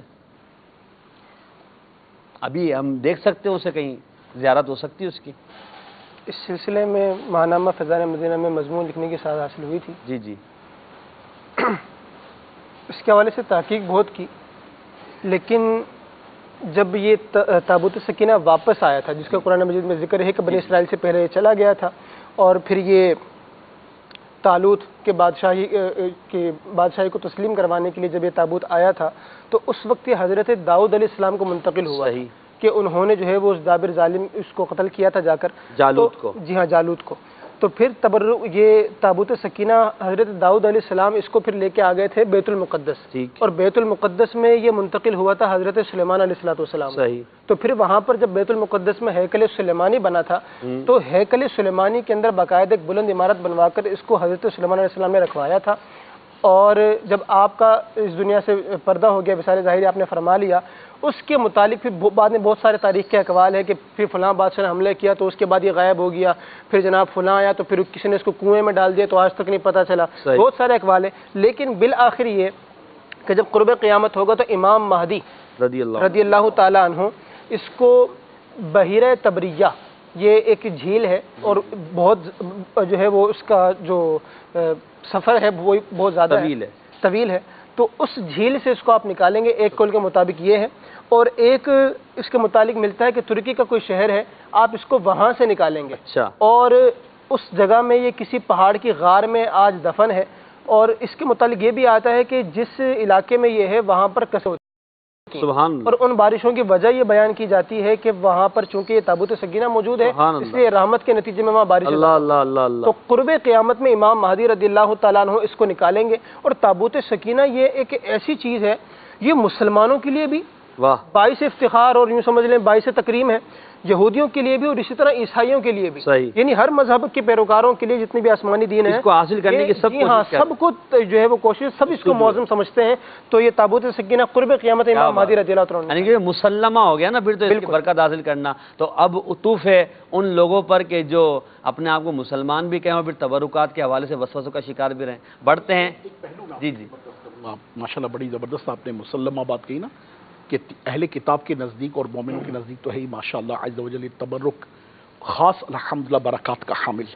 ویسے بھی دنیا بھر میں زندہ قومیں جتنی بھی ہوتی ہیں نا، ان کے نزدیک ہسٹوریکل تھنگس کی ایک ویلیو ہوتی ہے، اور میوزیم بنائے جاتے ہیں باقاعدہ، بڑے بڑے میوزیم دنیا بھر میں بنے ہوئے ہیں، دنیا بھر میں، اور لوگوں نے جن کو بھی ہیروز جانا، جن کو بھی اپنے قوموں کا معظم شخص جانا، ان کی باقیات کو سلامت رکھنے، ان کی ایجادات کو سلامت رکھنے، ان سے منسوب چیزوں کو سلامت رکھنے، ان کی استعمال شدہ چیزوں کو سلامت رکھنے کا شروع سے سب چلا رہا ہے۔ ایون کہ میں آپ کو بتاؤں، میں ساؤتھ افریقہ مدنی قافلے میں تھا، تو ایک اسلامی بھائی سے ملاقات ہوئی، میں نے ان سے انفرادی کوشش بندہ جس طرح کرتا ہے، تو میں نے ان سے پوچھا آپ کا بزنس کیا ہے؟ اس نے کہا میرا بزنس تو کارپینٹنگ کا ہے مگر تھوڑا سا مختلف۔ اچھا، تو میں نے کہا وہ تھوڑا سا مختلف کیا ہے؟ تو اس نے کہا کہ ایکچولی میں جو کارپینٹنگ کرتا ہوں وہ اینٹیک آئٹم کی کرتا ہوں۔ اچھا، میں نے کہا اچھا یہ کیا چیز ہوتی ہے؟ اینٹیک آئٹم کا تو آئیڈیا، مگر وہ کیا چیز ہے؟ اس نے کہا یہاں پر جو قومیں بستی ہیں ہر ایک نے گویا کہ اپنے گھر میں ایک میوزیم بنا رکھا ہے، یعنی کم و بیش ایسی ترکیب ہے کہ گھر موجود ہے اور گھر میں ایک کمرہ ایسا موجود ہے کہ جس میں انہوں نے اپنے آباء و اجداد سے منسوب جو ان کی باقیات ہیں، کہ میرے فور فادر کی طرف سے یہ چیز آئی ہوئی ہے، وہ میری فور مدر کی طرف سے، یعنی آباء و اجداد کی طرف سے یہ چیز ہمیں بتدریج نسل در نسل منتقل ہو رہی ہے، اور انڈرسٹوڈ کہ وہ چیزیں ہیں تو یقیناً ان میں پھر کچھ نہ کچھ ترکیب بدلتی بھی رہتی ہے۔ تو وہاں پر جو فرنیچر موجود ہے یا ان کے تعلق سے کوئی چیز موجود ہے، انہیں سالہ سال کا کانٹریکٹ ہوتا ہے کیا ان چیزوں کو دوبارہ مزین کرنا، تزئین کی ترکیب میں لے کر آنا، اس میں کوئی خدا نخواستہ ایسی چیز پیدا ہو جائے تو اس کو دور کرنا، یہ ان کے ذمے ہوتا ہے، اور اس کمرے کو ریفریش کرنے کا کھویا کہ ان کے پاس کانٹریکٹ ہوتا ہے، اور اس طرح سے میں یہ کام کرتا ہوں۔ تو میرے لیے بڑی حیرت کی بات تھی، تو میں نے کہا کہ اچھا یہ مسلمان ہی کرواتے ہیں یا دوسرے؟ کہنے لگے مسلمانوں کی نسبت یہ دوسری قوموں والے اللہ اللہ اللہ اللہ، تو اس پر مجھے بڑی حیرت ہوئی. تو یہ زندہ قوموں کی علامت ہوتی ہے. آج دیکھیں الحمدللہ ہم پاکستان میں بیٹھے ہیں، ہم قائد اعظم محمد علی جناح سے منسوب چیزیں نہیں رکھتے، ڈاکٹر اقبال سے منسوب چیزیں نہیں رکھتے. اس طرح سے ان کی جو منسوب، ان کے جو استعمال شدہ چیزیں ہیں ان کو کس حفاظت کے ساتھ رکھا جاتا ہے. تو الحمدللہ زندہ قومیں اپنے ہیروز کی چیزوں کو سنبھال کر رکھتی ہیں، اور ان سے یقیناً اس کا تصور وہ اسلامی نگاہ سے نہیں ہے، مگر میں یہ سمجھانا چاہتا ہوں.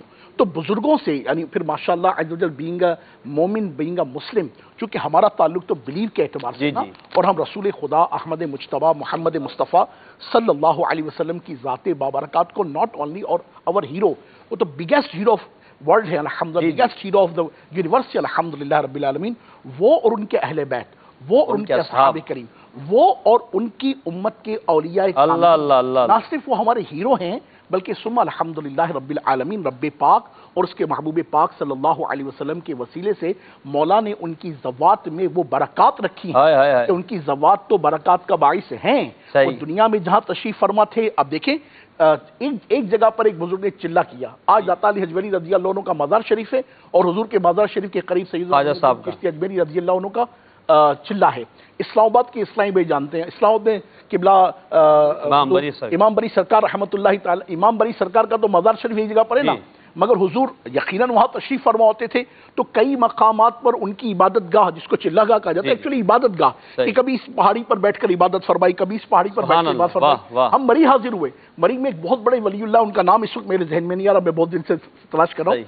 ان سے منسوب ایک جگہ ہم نے دیکھی، ان کی زیارت کی، اور واقعی وہاں پر وہ کیفیت ہے. میں چونکہ اسلام آباد ایک عرصہ رہا ہوں کہ وہاں پر وہاں کے لوگ بتاتے، اور عام بات ہے کہ اس جگہ پر ان ولی اللہ نے عبادتیں کی ہیں. اس عبادت کی برکت کیا ظاہر ہوتی کہ آج تک اس قوم میں یعنی اس علاقے میں ایک شیر ہے جو اس جگہ کی آ کے صفائی کی. اللہ اکبر اللہ اکبر، کیا بات ہے، کیا بات، اللہ تعالیٰ کی رحمت خاص ہے. اللہ سرکار رحمت اللہ تعالیٰ نے پچھلے دنوں خود نگران شورا دامت برکات اللہ علیہ نے واقعہ ارشاد فرمایا کہ پورا زلزلہ آ گیا تھا اور کیا کیفیت تھی 2005 کے ترکیب میں، مگر رب العالمین جل مجدوں نے ان بزرگوں کی مبارک صورت و سیرت کی کیفیت کیسی رکھی. صحیح. ہم ابھی حاضر ہوئے سری لنکا میں ایک بہت بڑے بزرگ ہیں جو سمندر کے کنارے آباد ہیں. بتایا گیا کہ جب یہ سونامی آیا تھا اور سونامی کے آنے کے بعد جو وہاں کی صورتحال تھی، اللہ اکبر کبیرہ، فقط وہ مزار شریف، فقط وہ جہاں پر اللہ تعالیٰ کا نیک بندہ موجود ہے، کرم فرما ہے، تشریف فرما ہے، ایک وہ مقام محفوظ رہا، باقی سب کی بدل گئی. اللہ تعالیٰ کی رحمت سے ان اہل اللہ کے اندر اور ان سے منسوب چیزوں میں برکتیں ہی برکتیں ہیں. الحمدللہ. ایک کال لیتے ہیں پھر انشاءاللہ نعت خواں اسلامی بھائی کی طرف بڑھتے ہیں. جی غلام مصطفیٰ طاری یونان کے جزیرہ کریتی سے عرض کر رہا ہوں. ماشاءاللہ آپ کا سلسلہ عطائے رحمان ماہ رمضان بہت ہی پیارا ہے. ماشاءاللہ مبلغین بڑے پیارے پیارے مدنی پھول عطا فرما رہے ہیں. یہ بھی ارشاد فرما دیجئے کہ بعض لوگ کہتے ہیں جی یہ چھلا جو میں نے پہنا ہوا ہے یہ فلاں دربار سے یا فلاں کسی ملنگ سے میں نے دم کروا کر لیا اور پہنا ہوا ہے، یہ بیماری کے لیے پہنا ہوا ہے. اس حوالے سے آپ کیا ارشاد فرماتے ہیں؟ دم کروا کے وہی نا اطہر بھائی نے مثال دی کہ اگر مدینے سے زہر لائیں گے تو وہ پئیں گے تھوڑی، تو اگر زہر پہ دم کرائیں گے وہ پئیں گے تھوڑی. جس چیز کی شریعت وہ ہوا یہ کہ سن 61 ہجری میں یا 62 ہجری میں 61 یا 62 ہجری کی بات ہے کہ مکۃ المکرمہ میں حرم شریف کے قریب ایک کوفی شخص نے سرکار عبداللہ ابن عمر سے یا عبداللہ ابن زبیر رضی اللہ تعالیٰ عنہ سے ایک سوال کیا. وہ سوال تھا احرام کی حالت میں جو مارنے کا سوال، اور یہ کوفہ سے منسوب تھا. اس کا سوال بڑا عجیب تھا. اس نے کہا حضور وہ احرام کی حالت میں جو مارنے کا جو معاملہ ہے اس پر کچھ میری رہنمائی فرمائیے. اب میں کون ہو، تم کہاں سے آئے ہو؟ اس نے کہا میں کوفہ سے آیا ہوں.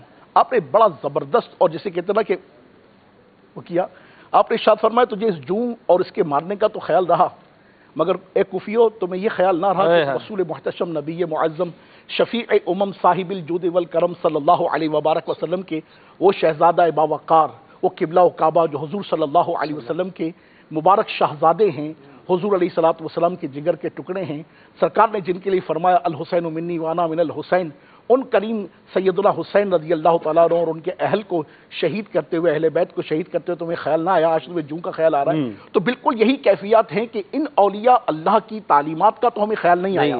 یہ اولیاء اللہ جو زندگی بھر نمازوں کا، روزوں کا، حج کا، زکوٰۃ کا، نیکیوں کا، تقوی کا، پرہیزگاری کا، انہی علم کا درس دیتے رہے، اس کا تو ہمیں کبھی خیال نہ آیا.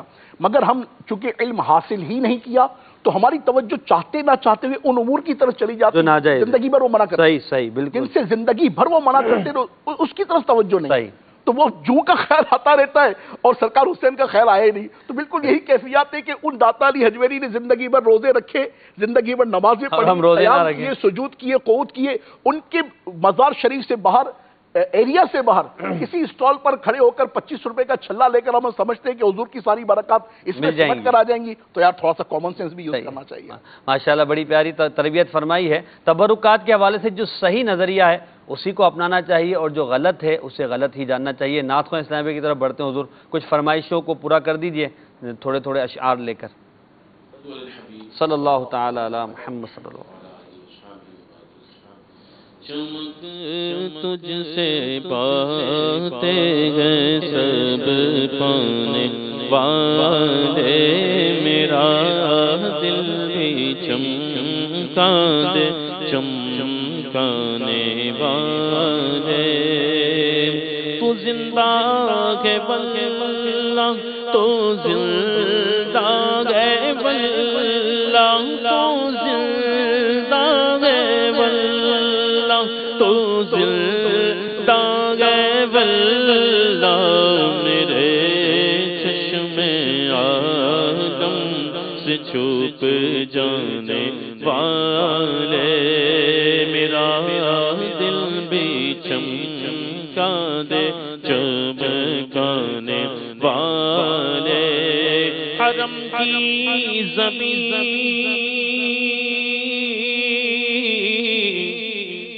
پوری حرم کی زمین تبرک، حرم کی زمین اور قدم رکھ کے چلنا، حرم کی زمین اور قدم رکھ کے چلنا.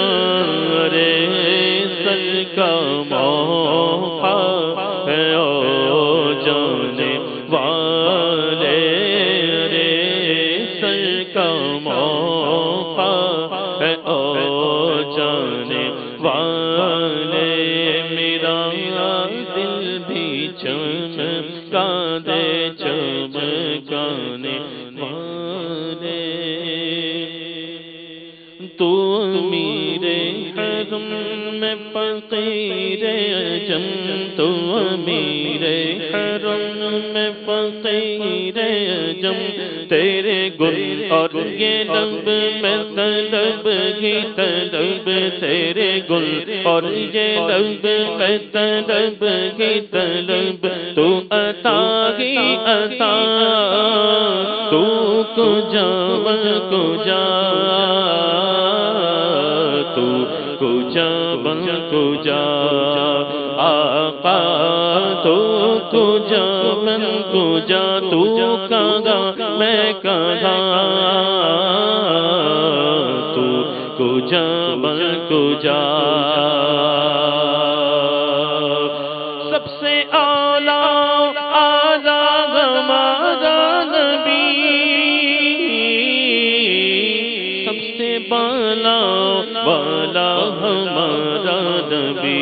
اپنے مولا کا پیارا ہمارا نبی، اپنے مولا کا پیارا ہمارا نبی. دونوں آدم کا دولا ہمارا نبی، ہمارا نبی. تو کجا من کجا مصطفیٰ مجتبی خاتم الانبیاء یا رحمت للعالمین. تو کجا من کجا، تو کجا من کجا. ہے کلام الہی میں شمس و ضحیٰ،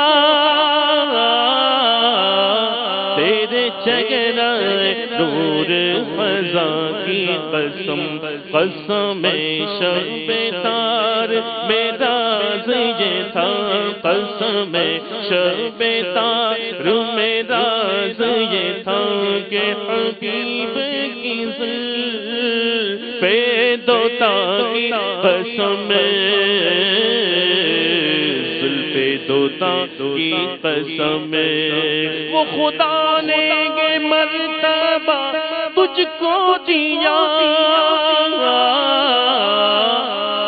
نہ کسی کو ملے نہ کسی کو ملا نہ کسی کو ملے نہ کسی کو ملا کہ کلام مجید نے کھائی شگا کے کلام مجید نے کھائی شگا تیرے شگروں کلام و بقا کی قسم بقا کی قسم تو کجا بل کجا تو کہاں میں کہاں الہام ہے جامع تیرا قرآن امام ہے تیرا الہام ہے جامع تیرا قرآن امام ہے تیرا ممبر تیرا عرش بری ممبر تیرا عرش بری جا رحمت للعالمین تو کجا میں کجا تو کجا ماشاءاللہ صلو علی الحبیب صلی اللہ تعالی علی محمد صلی اللہ علیہ وسلم. بڑھتے ہیں کچھ سیگمنٹ کی طرف. روزانہ ہم ایک حدیث پاک یاد کرتے ہیں. سیگمنٹ کا نام ہے حدیث یاد کریں.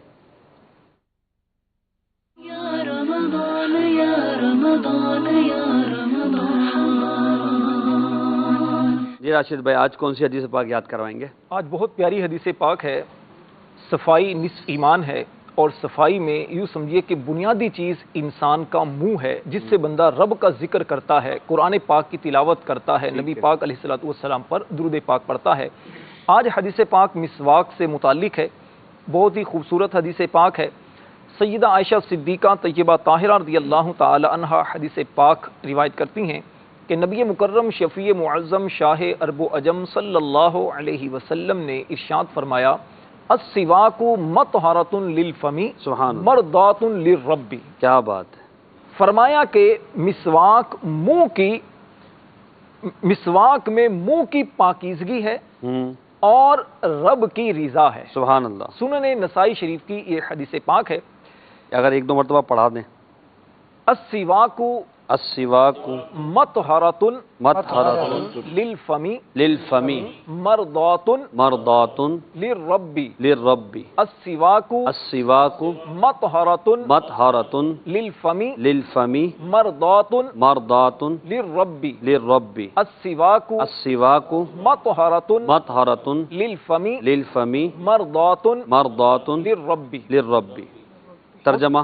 ترجمہ اس کا یہ ہے کہ مسواک میں منہ کی پاکیزگی اور رب کی رضا. سبحان اللہ. واہ. مسواک دراصل شریعت میں مسواک سے مراد وہ لکڑی ہے جس کے ذریعے دانت صاف کیے جاتے ہیں. مسواک میں سنت یہ ہے کہ کسی پھول یا پھلدار درخت کی نہ ہو بلکہ کڑوے درخت کی ہو. ٹھیک ہے. اس کی موٹائی چھنگلی کے برابر ہو اور لمبائی بالش سے زیادہ نہ ہو. دانتوں کی چوڑائی میں کی جائے, لمبائی میں نہ کی جائے. ٹھیک ہے. اور دانت والے جو اسلامی بھائی ہیں اور اسلامی بہنیں ہیں اور بغیر دانت والے جو اسلامی بھائی اور اسلامی بہنیں ہیں وہ مسوڑوں پر انگلی پھیر لیا کریں. جن کے دانت نہیں ہیں اگر ویسے مسواک پھیریں گے تو زخمی نہ ہو جائیں, خون وغیرہ نکلے گا اور تکلیف ہوگی.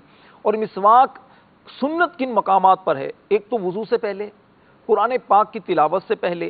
اگر دانت پیلے ہو جائیں تو اس وقت بھوک یا دیر سے خاموشی یا بے خوابی کی وجہ سے منہ سے بدبو جب آنے لگے تو ان حالات میں ان اوقات میں مسواک کرنا سنت کریمہ ہے. اور نبی پاک علیہ الصلوۃ والسلام کی عادت کریمہ تو یہ تھی کہ آپ رات کو سونے سے پہلے بھی مسواک کرتے اور صبح بیدار ہو کر بھی آپ مسواک فرمایا کرتے تھے. اللہ تعالی ہمیں اس سنت پر بھی عمل کرنے کی توفیق عطا فرمائے. امیر اہل سنت دامت برکاتہم العالیہ نے مسواک کی بڑی ترغیب ارشاد فرمائی ہے.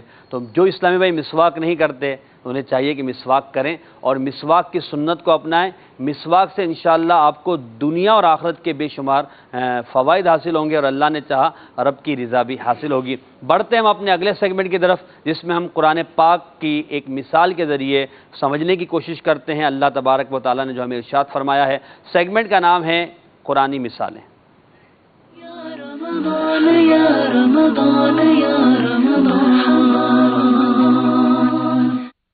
آج کون سی قرآنی مثال بیان فرما رہے ہیں؟ بسم اللہ الرحمن الرحیم. آج انشاءاللہ پارہ 18 سورۃ النور کی آیت نمبر 35 اس میں اللہ تبارک و تعالی ارشاد فرماتا ہے اللہ نور السماوات والارض مثل نورہ کمشکاۃ فیہا مصباح المصباح فی زجاجہ الزجاجۃ کأنہا کوکب دری یوقد من شجرۃ مبارکۃ زیتونۃ لا شرقیۃ ولا غربیہ یکاد زیتها یضیء ولو لم تمسسہ نار نور علی نور سبحان اللہ یہدی اللہ لنورہ من یشاء ویضرب اللہ الامثال للناس واللہ بکل شیء علیم. کیا بات ہے. ترجمہ اس کا یہ ہے کہ اللہ تبارک و تعالی آسمانوں اور زمین کو روشن کرنے والا ہے. بے شک اس کے نور کی مثال ایسی ہے جیسے ایک طاق ہو جس میں چراغ ہے. وہ چراغ ایک فانوس میں ہے. وہ فانوس گویا ایک موتی کی طرح چمکتا ہوا ستارہ ہے سبحان اللہ جو زیتون کے برکت والے درخت سے روشن ہوتا ہے سبحان اللہ جو نہ مشرق والا ہے نہ مغرب والا ہے. قریب ہے کہ اس کا تیل بھڑک اٹھے اگرچہ اسے آگ نہ چھوئے. نور پر نور ہے. اللہ اپنے نور کی راہ دکھاتا ہے جسے چاہتا ہے اور اللہ لوگوں کے لیے مثالیں بیان فرماتا ہے اور اللہ ہر شے کو خوب جاننے والا ہے. سبحان اللہ. اب اس آیت میں یہ فرمایا کہ اللہ زمین و آسمان کو روشن کرنے والا ہے. بے شک. پھر فرمایا مثل نورہ اللہ کے نور کی مثال. اس کے ضمن میں تفسیر کے اندر یہ ذکر کیا گیا کہ یہاں پر ایک قول کے مطابق نور سے مراد سرکار دو عالم صلی اللہ علیہ وسلم ہے کہ آپ کی اللہ تبارک و تعالی نے مثال بیان فرمائی کہ آپ کا سراپا کیسا ہے آپ کیسے ہیں. تو مفسرین نے ذکر کیا حضرت عبداللہ بن عباس رضی اللہ تعالیٰ عنہ نے حضرت کعب احبار رضی اللہ تعالیٰ عنہ سے فرمایا کہ اس آیت کے کیا معنی ہے. تو انہوں نے فرمایا کہ اللہ تبارک و تعالیٰ نے اپنے حبیب صلی اللہ علیہ وسلم کی مثال بیان فرمائی ہے اس آیت کے اندر. تو روشن دان جی اس آیت میں یعنی جو طاق بیان کیا گیا وہ حضور علیہ الصلوۃ والسلام کا سینہ شریف اللہ اللہ اور فانوس قلب مبارک جس میں فانوس فرمایا وہ دل مبارک ہے. کیا بات. اور چراغ وہ چراغ نبوت ہے اللہ جو شجر نبوت سے روشن ہے. سبحان اللہ. اور فرمایا اس نور محمدی کی روشنی کمال ظہور میں یعنی اس قدر ظاہر ہے اس کا یہ مقام ہے کہ اگر آپ صلی اللہ علیہ وسلم اپنا نبی ہونا ظاہر نہ بھی فرمائے تب بھی مخلوق پر آپ کا نبی ہونا ظاہر. کیا بات ہے. کیا بات. ایسی وضاحت آپ کے نور کو اللہ نے عطا فرمائی کہ آپ کو کوئی دیکھے تو وہ تسلیم کر لے کہ آپ اللہ کے نبی. اسی طرح عبداللہ بن عمر رضی اللہ تعالیٰ عنہ سے مروی ہے کہ روشن دان یعنی طاق تو سرکار دو عالم صلی اللہ علیہ وسلم کا سینہ مبارک ہے. فانوس دل مبارک ہے اور چراغ وہ نور ہے جو اللہ نے اس میں رکھا ہے. اور فرمایا یہ جو نور ہے یہ ایک درخت سے روشن ہے شجرہ مبارکہ سے. وہ شجرہ مبارکہ کیا ہے کہ آپ حضرت ابراہیم علیہ السلام کی نسل سے ہیں تو حضرت ابراہیم علیہ السلام کے دل کے نور پر نور محمدی ہے تو یہ نور پر نور ہو گیا نور علی نور ہو گیا. اسی طرح حضرت محمد بن کعب کرزی رضی اللہ تعالیٰ عنہ فرماتے ہیں کہ روشن دان اور فانوس یہ حضرت اسماعیل علیہ السلام ہے جبکہ چراغ آقا کریم علیہ السلام ہے اور شجر مبارکہ حضرت ابراہیم علیہ السلام ہے کہ اکثر انبیاء آپ ہی کی نسل سے ہیں. تو حضرت ابراہیم علیہ السلام قریب ہے کہ محمد مصطفیٰ صلی اللہ علیہ وسلم کے محاسن اور کمالات نزول وحی سے پہلے مخلوق پر ظاہر ہو کیونکہ آپ ان کی نسل سے چلے آ رہے ہیں اور ایسا نور آپ کا ظاہر ہے کہ آپ نہ بھی بتائیں تو آپ کا نبی ہونا ظاہر ہو جائے. تو نور پر نور یہ ہوا کہ چونکہ آپ نبی کی نسل سے ہیں تو نور محمدی نور ابراہیمی پر ہے. کیا بات ہے. تو یہ جو ارشاد فرمایا کہ مثل نورہ کمشکاۃ فیہا مصباح المصباح فی زجاجہ الزجاجۃ کأنہا کوکب تو فرمایا کہ یہ ساری مثال نور محمدی کی ہے، اور اسی مثال کو لیتے ہوئے اعلیٰ حضرت نے اس کو ایک ہی شعر میں پرو دیا اور فرمانے لگے کہ شمع دل مشکات تن سینہ زجاجہ نور کا، تیری صورت کے لیے آیا ہے سورہ نور کا. کیا بات، یعنی اللہ تبارک و تعالی نے سورہ نور حضور علیہ السلام کی صورت مبارکہ کو بیان کرنے کے لیے نازل فرمایا. اور مفسرین نے یہاں یہ بھی ذکر کیا کہ جب یہ حضرت ابراہیم علیہ السلام کی نسل سے ہیں اور آقا کریم علیہ السلام خود نور ہے تو یہ نور پر نور ہوا، تو اسی طرح جو آقا علیہ السلام کی نسل سے آگے چلے آ رہے ہیں وہ بھی نور اعلیٰ ہے. اسی لیے اعلیٰ حضرت نے فرمایا کہ تیری نسل پاک میں ہے بچہ بچہ نور کا، تو ہے عین نور، تیرا سب گھرانہ. اگر یہ دونوں شعر آپ طرز میں پڑھ دیں، شمع دل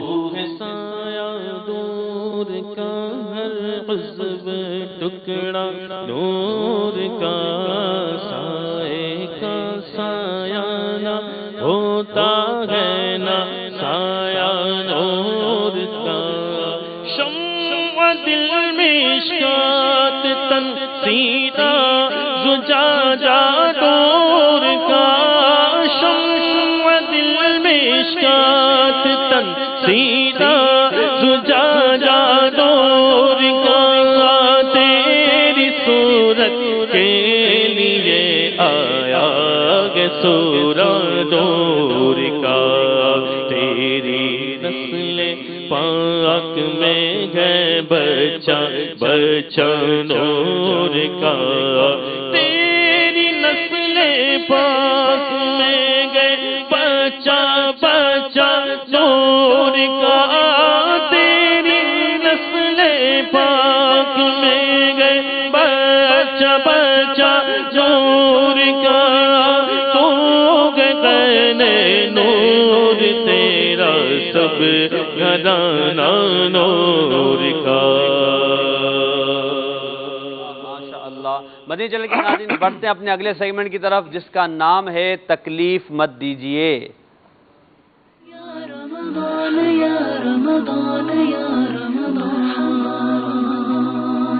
جی حضور، آج کس موضوع پر آپ مدنی پھول دے رہے ہیں ہمیں؟ انشاءاللہ عز و جل آج جو موضوع ہے جو میرے پیارے بھائی نے ارشاد فرمایا صفائی کے حوالے سے، تو میں اپنے وطن کو، اپنے گھر کو، اپنی گلیوں کو، اپنے محلوں کو، اپنے کوچوں کو، اپنے بازاروں کو صفائی کے حوالے سے کچھ مدنی پھول پیش کرنا چاہوں گا. اور ہمارے صفائی کے مزاج کے نہ ہونے کی وجہ سے سچی بات تو یہ کہ ہمیں بھی بڑی تکلیف ہوتی ہے اور ہماری قوم کو بھی بڑی تکلیف ہوتی ہے. عمومی طور پر جو میٹروپولیٹن سٹیز ہوتے ہیں، بڑے بڑے شہر ہوتے ہیں جن میں کئی منزلوں پر مشتمل عمارتیں ہوتی ہیں، اور وہاں پر کچھ مزاج لوگوں کا اس قسم کا ہوتا ہے کہ وہ اوپر ہی سے پوری زمین کو نیچے سے ڈسٹ بن سمجھتے ہیں اور وہیں سے اپنی بالکونی سے، اپنی گیلری سے اٹھا کر اپنے جو کوڑے دان ہے اس کو پھینکنے کا مزاج رکھتے ہیں. یہاں تک کہ ایسے بھی بے احتیاطی سے بھرپور لوگ ہوتے ہیں کہ بچوں کے پیمپر تک اٹھا کے 7ویں منزل سے، 10ویں منزل سے، 12ویں منزل سے پھینک دیتے ہیں، جنہیں احساس بھی نہیں ہوتا کہ نیچے جو جانے والا ہے اس کی کیفیت کیا ہوگی. چاہے کوئی بھی کیفیت ہو، مگر مومن کو کتنی تکلیف پہنچے گی، مسلمان کو کتنی تکلیف پہنچے گی. سچی بات تو یہ کہ جو مسلمان نہیں بھی ہے اس کو بھی کتنا برا لگے گا. صحیح بات. اور پھر اسی طرح ہمارا بہت بڑا مزاج ہے کہ ہم اپنے گھر کی یا اپنے دکان کی صفائی کرتے ہوئے دکان سے باہر ہی جھاڑو لگا کر کچرے کو باہر پھینک دیتے ہیں. ایک طرف کسی کی طرف جی ہم سمجھتے ہیں کہ ہم نے صفائی کر لی ہے، پھر وہ گلی میں کوڑا ادھر ادھر آگے پیچھے لوگوں کی نظروں میں، لوگوں کی اس پہ کیا کہتے ہیں ٹھوکروں میں آتا ہے. بچے کھیلتے ہوتے تو وہی کچرا پھر بکھرتا ہے. پھر ایک مزاج یہ ہوتا ہے کہ عمومی طور پر تو امید ہے کہ ہر ہی شہر میں ڈیولپمنٹ اتھارٹیز چونکہ موجود ہے، بلدیاتی ادارے موجود ہیں، ان کی طرف سے ڈسٹ بن لگائے جاتے ہیں. پراپر ایک مینشنڈ کچرا کنڈی ہوتی ہے. کسی کا مزاج نہیں ہوتا کہ اس کچرا کنڈی کی طرف بڑھ جائے اور اپنے کچرے کو اس کی طرف پھینک دے، بلکہ ہمارا مزاج یہ بن گیا ہے کہ اگر اس کچرا کنڈی کی طرف بھی جائیں گے نا تو اس کے بھی قریبی، یعنی وہ کچرا کنڈی اگر فار ایگزامپل اس کا حجم بڑھا دیں گے، ہاں 4x4 کا بنا ہوا ہے یا 8x8 کا بنا ہوا ہے، تو اب ہم نے اپنے مزاج کو 16x16 کا بنا دینا ہے یا 25x25 کا بنا ہی دینا ہے. تو یہ انداز کسی طرح بھی درست نہیں ہے. اسی طرح آپ نے دیکھا ہوگا پان کی پچکاری مارنے والے، گٹکا کھانے والے، یہ تو سمجھتے ہیں کہ مطلب پوری جاگیر ہماری ہے. اللہ اکبر کبیرہ، ہر گلی، ہر کوچہ، ہر بازار، بلڈنگ کا ہر کونا، سیڑھیاں، اللہ اکبر، کیا حالت ہوتی ہے، کیا اسپتال، کیا اسکول، کیا بازار، کیا اسکول، اور کیا وضو خانے، مسجد شریف کے وضو خانے، ان کی بھی حالت کیا ہوتی ہے۔ تو اس طرح سے ہمارے صفائی کے مزاج کو اختیار نہ کرنے کی وجہ سے کتنی قوم تکلیف میں رہتی ہے، اور پھر ہم مل کر ایک دوسرے کو کہہ رہے ہوتے ہیں کہ یار صفائی نہیں، صفائی نہیں، میں اپنے حصے کی صفائی کر لوں، آپ اپنے حصے کی صفائی کر لیں، اور اس طرح سے فرد سے معاشرہ بنتا ہے، اور معاشروں سے الحمدللہ رب العالمین ترقی کی صورتیں بنتی ہیں۔ مگر ہمارے مزاجوں کی انڈیویجول گندگی، ہمارے مزاجوں میں صفائی ستھرائی کی ترکیب نہ ہونا، نفاست و نظافت کے مزاج کا نہ ہونا، یہ پورے ملک کو، پورے خطے کو کس طرح سے کچرا کنڈی بنائے ہوئے ہیں آپ سمجھ سکتے ہیں۔ اور پھر ہمارا وطن پاکستان، پھر جو گٹروں کا جو نظام ہے اس میں آگے ہمارے وطن پاکستان کی کیفیت، اور پاکستان میں بالکل بالخصوص کراچی کی کیفیت، چونکہ ہمارے ہاں عمومی طور پر شاپنگ کے لیے، بائنگ کے لیے ہم شاپر استعمال کرتے ہیں، جبکہ بڑے ملکوں میں اس پر پابندی ہے۔ اچھا، وہاں پر لیفلیٹس کی ترکیب ہوتی ہے، لفافوں کی ترکیب ہوتی ہے، بہت ساری جگہوں پر اس کی پراپر پابندی ہے کہ یہ اس کا ایک پراپر لفظ ہے، وہ یاد نہیں آ رہا مجھے، پالیتھین بیگ کہلاتا ہے۔ اچھا، اس پالیتھین بیگ کی وجہ سے یہ جہاں بھی جاتا ہے نا تو یہ پراپر وے میں بلاکیج کا سبب بنتا ہے۔ یہ نالی میں اتر گیا تو اب یہ جہاں بھی اتر گیا تو کوئی ایک دیوار بن گیا، آگے بلاکیج بنا دیتا ہے۔ اس طرح خدا نہ خواستہ گٹر میں اتر جاتا ہے تو پھر تو آپ دیکھیں گھروں میں جو عمومی طور پر یہ آپ نے دیکھا ہوگا کچن میں یا واش روم جو بلاک ہو جاتے ہیں، اس کی ایک وجہ یہ بھی ہوتی ہے۔ صحیح، اور بھی کئی چیزیں ہوتی ہیں، آئل کا استعمال بھی اپنی جگہ پر ہوتا ہے، مگر یہ بھی ایک چیز ہوتی ہے۔ اب مجھے بتائیے کہ آپ کراچی کے ہی نالوں کی تھوڑی سی کیفیت کا ملاحظہ فرمائیں، کچرے کنڈی بنے ہوئے ہیں، جہاں سے پورے شہر کا، جیسے کراچی ایک ویسٹ جانا چاہیے تھا، پورے شہر کا جو ڈرینیج سسٹم ہے اس کو تو فریکوینٹ جانا چاہیے تھا، مگر بدقسمتی سے نہ تو بلدیاتی اداروں کا وہ مزاج ہے، نہ پھر بحیثیت قوم کے انفرادی طور پر ہماری وہ کیفیات ہے کہ ہم ان چیزوں کی احتیاط کریں۔ تو میری عاجزانہ مؤدبانہ التجا یہ رہے گی کہ اوپر جو رہتے ہیں وہ محسوس کریں کہ وہ نیچے والوں کو تکلیف نہ دیں، نیچے بھی انسان ہی رہتے ہیں، انہیں ہرگز تکلیف نہ دی جائے۔ اسی طرح جو ہم اپنے اپنے گھروں کا کچرا اٹھا کے باہر پھینک دیتے ہیں، ان کا متعلق بھی ہمیں احتیاط کرنی چاہیے، اور خوب احتیاط کرنی چاہیے۔ اس طرح یہ پان کھانے والے اسلامی بھائی، گٹکا کھانے والے اسلامی بھائی براہ کرم اس پر بھی لحاظ برتیں، اپنے وطن کو صاف کریں کہ نبی پاک علیہ الصلوۃ والسلام کی حدیث کا خلاصہ ہے صفائی نصف ایمان ہے۔ یہ طہارت، یہ نظافت، یہ نفاست، یہ مومن کی شان ہے۔ ماشاءاللہ عز و جل منہ کی صفائی کے حوالے سے بات تھی، سر کے بالوں سے لے کر پیر کے ناخنوں اور پھر اپنے گرد و پیش کے ماحول، پھر ماشاءاللہ عز و جل گھر میں خواتین ہوتی ہیں، ان کا صفائی ستھرائی کا مزاج ہوتا ہے، مگر آپ نے صفائی ستھرائی کر کے اپنے گھر کے باہر تو کچرا پھینک دیا، وہ گلی کس کی؟ اور گلی والوں نے جو کچرا اٹھا کے چوک پر پھینک دیا، وہ چوک کس کا؟ وہ چوک والوں نے کچرا اٹھا کے کسی نالے کی اپنا کنارے پر کچرا پھینک دیا، وہ کس کا؟ ہر کوئی اپنی اپنی ذمہ داری کو محسوس کرے، اپنے بچوں کی بھی تربیت کرے۔ الحمدللہ رب العالمین مدنی ماحول کی برکت سے، دعوت اسلامی کے اداروں کی برکتوں سے ہم اپنے بچوں کا یہ ذہن بناتے ہیں کہ بچے ٹافی کھا کر، چاکلیٹ کھا کر، لالی پاپ کھا کر، یا کوئی بھی چپس وغیرہ کھا کر، ان چیزوں کے کھانے کی بھی میں حوصلہ افزائی نہیں کر رہا کہ ان کی صحت کے حوالے سے، مگر جو بھی اس نے جائز چیز کھائی اس کے بعد لیفلیٹ وہیں پھینک دیا، ریپر وہیں پھینک دیا، یہ درست نہیں ہے۔ ہونا کیا چاہیے، ڈسپوزبل کپ، ڈسپوزبل گلاسز، یا ان چیزوں کا استعمال کے بعد بھی بچے کا یہ ذہن بنائیں کہ بیٹے اس کو پراپر ڈسٹ بن میں ڈال کر آؤ۔ آپ یہ ڈسٹ بن میں ڈالنے کا مزاج خود بھی پیدا کیجئے، بچوں کا بھی پیدا کیجئے، اور براہ کرم قوم کو تکلیف ہرگز نہ دیجیے۔ مدنی چینل کے ناظرین، ماشاءاللہ بڑے اچھے انداز میں رکن شورا نے تکلیف نہ دیجیے کے حوالے سے صفائی کا ایک بہت بہترین موضوع لیا۔ ہمارا آج موضوع ہے عطائے رحمان ماہ رمضان میں تبرکات کے حوالے سے، تبرکات پر ہم گفتگو کر رہے ہیں۔ تقریباً سلسلے میں اب ہمارے پاس 15 سے 17 منٹ باقی ہیں، مبلغین سے کچھ سوالات کرنے ہیں، تو مبلغین سے بھی عرض کروں گا کہ اپنے موضوع کو 5-5 منٹ میں اگر لیں گے تو انشاءاللہ ہمارا موضوع ایک یہ خلاصتاً عوام تک پہنچ جائے گا، اور جو ہم چاہ رہے ہیں وہ گفتگو ہماری ہو جائے گی۔ ایاز بھائی، آپ سے سوال یہ ہے کہ توسل تبرکات، ایک تو تبرک کی زیارت کرنے چلے گئے، اب تبرک کے سامنے توسل کرنا یعنی وسیلے سے دعا کرنا، یہ جائز ہے؟ بالکل جائز ہے۔ تابوت سکینہ کا جہاں پر واقعہ ذکر کیا اور ہم نے اس بات کو وہاں پر بیان کیا کہ بنی اسرائیل جو تھے وہ تابوت سکینہ سے توسل کیا کرتے تھے۔ ان کا عقیدہ یہ تھا کہ یہ تابوت سکینہ ہمارے سامنے ہوگا تو اللہ تبارک و تعالیٰ اس کی برکت سے ہمیں فتح اور کامیابی عطا فرمائے گا، اللہ تبارک و تعالیٰ جنگی معاملات میں ہمیں آسانی عطا فرمائے۔ حضرت خالد بن ولید رضی اللہ تعالیٰ کا واقعہ بیان کیا کہ آپ کا طرز عمل یہ تھا کہ یہ ٹوپی جب تک آپ کے سر پر رہے گی اللہ تعالیٰ اس کی برکت سے آپ کو کامیابی اور کامرانی نصیب فرمائے گا۔ تو بالکل اسی طریقے سے جس طریقے سے تبرکات کی زیارت کرنا، ان کے پاس وہاں جانا، فیض لینا جس طریقے سے بالکل ثابت اور مستحسن ہے، اسی طریقے سے تبرکات سے توسل لینا، ان کے وسیلہ مانگنا، یہ بھی یقیناً اللہ تعالیٰ کی بارگاہ میں بالکل مستحسن ہے۔ اور جیسا کہ منہ مبارکہ شریف کے واقعات کا ذکر ہوا، دیکھیے ان کو پانی میں ڈال کر مریضوں کو پلایا جا رہا ہے، یہ توسل ہی تو ہے، صحیح، یہ گویا ان سے وسیلہ ہی تو لیا جا رہا ہے۔ کیا بات ہے، ورنہ کون کسی کا منہ مبارکہ کو پانی میں ڈال کے لوگوں کو پلاتا ہے، اور نہ کون پینے کو تیار ہے۔ لیکن یہ نبی کریم علیہ السلام کی ذات والا شان سے اس چیز کو نسبت حاصل ہے، تو صحابہ کرام اسے پانی میں ڈال کر مریضوں کو پلا رہے ہیں تو شفا حاصل ہو رہی ہے، گویا توسل کی ایک صورت ہے۔ بلکہ حضرت خالد بن ولید رضی اللہ تعالیٰ عنہ کا جو واقعہ توبی کا جو واقعہ میں نے ذکر، یہ بھی توسلی کی صورت ہے کہ توسل ہی لیا جانا ہے اس سے۔ تو یقیناً یہ دنیاوی اور اخروی برکات کا منبع ہے حضرات انبیاء کرام کے، اولیاء کرام کے یہ جو تبرکات ہے۔ یہاں میں ایک واقعہ حصول برکت سے کہ جب ہم تبرکات کی تعظیم کرتے ہیں تو ہمیں کیا انعام اور اکرام حاصل ہوتے ہیں، کیا برکات حاصل ہوتی ہیں۔ ہم نے اب تک جو گفتگو کی وہ تو ہمارے ایک دلائل کے اعتبار سے تھی کہ قرآن و حدیث کے تعلق سے، اب فوائد کیا حاصل ہوتے ہیں۔ جو عاشقان رسول یہ سلسلہ چلتا آ رہا ہے تسلسل کے ساتھ، تواتر کے ساتھ کہ عاشقان رسول الحمدللہ منہ مبارکہ کی تعظیم کرتے ہیں، احترام کرتے ہیں، اور گھروں پہ الحمدللہ بعض عاشقان رسول کے تو ایسا معاملہ دیکھا ہے محسن بھائی کہ ان کے گھروں میں الگ سے ایک کمرہ ہوتا ہے، اس کے اندر باقاعدہ اہتمام ہوتا ہے، خوشبو سے معطر، اور اس کے اندر جب بھی صاحب خانہ جاتے ہیں باوضو ہو کر جاتے ہیں، درود و سلام وہاں پڑھا جاتا ہے، نماز، ذکر و اذکار، عبادت اس کمرے میں کی جاتی ہے جہاں پر یہ پیارے آثار اور تبرکات رکھے جاتے ہیں۔ تو ایسوں کو ملتا کیا ہے، پھر کیا کمالات حاصل ہوتے ہیں۔ تو یہاں پر میں ایک واقعہ ذکر کرنا چاہوں گا کہ شہر بلخ کا ایک امیر و کبیر سوداگر تھا، اس کا انتقال ہو گیا، تو اس کے 2 لڑکے تھے۔ سوداگر نے ترکہ میں بے شمار مال و دولت کے علاوہ نبی کریم علیہ السلام کے 3 منہ مبارکہ بھی چھوڑے تھے۔ حقیقتاً یہ منہ مبارکہ دنیا وما فیہا کے تمام سرمایوں سے بڑھ کر ہی تھے یقیناً۔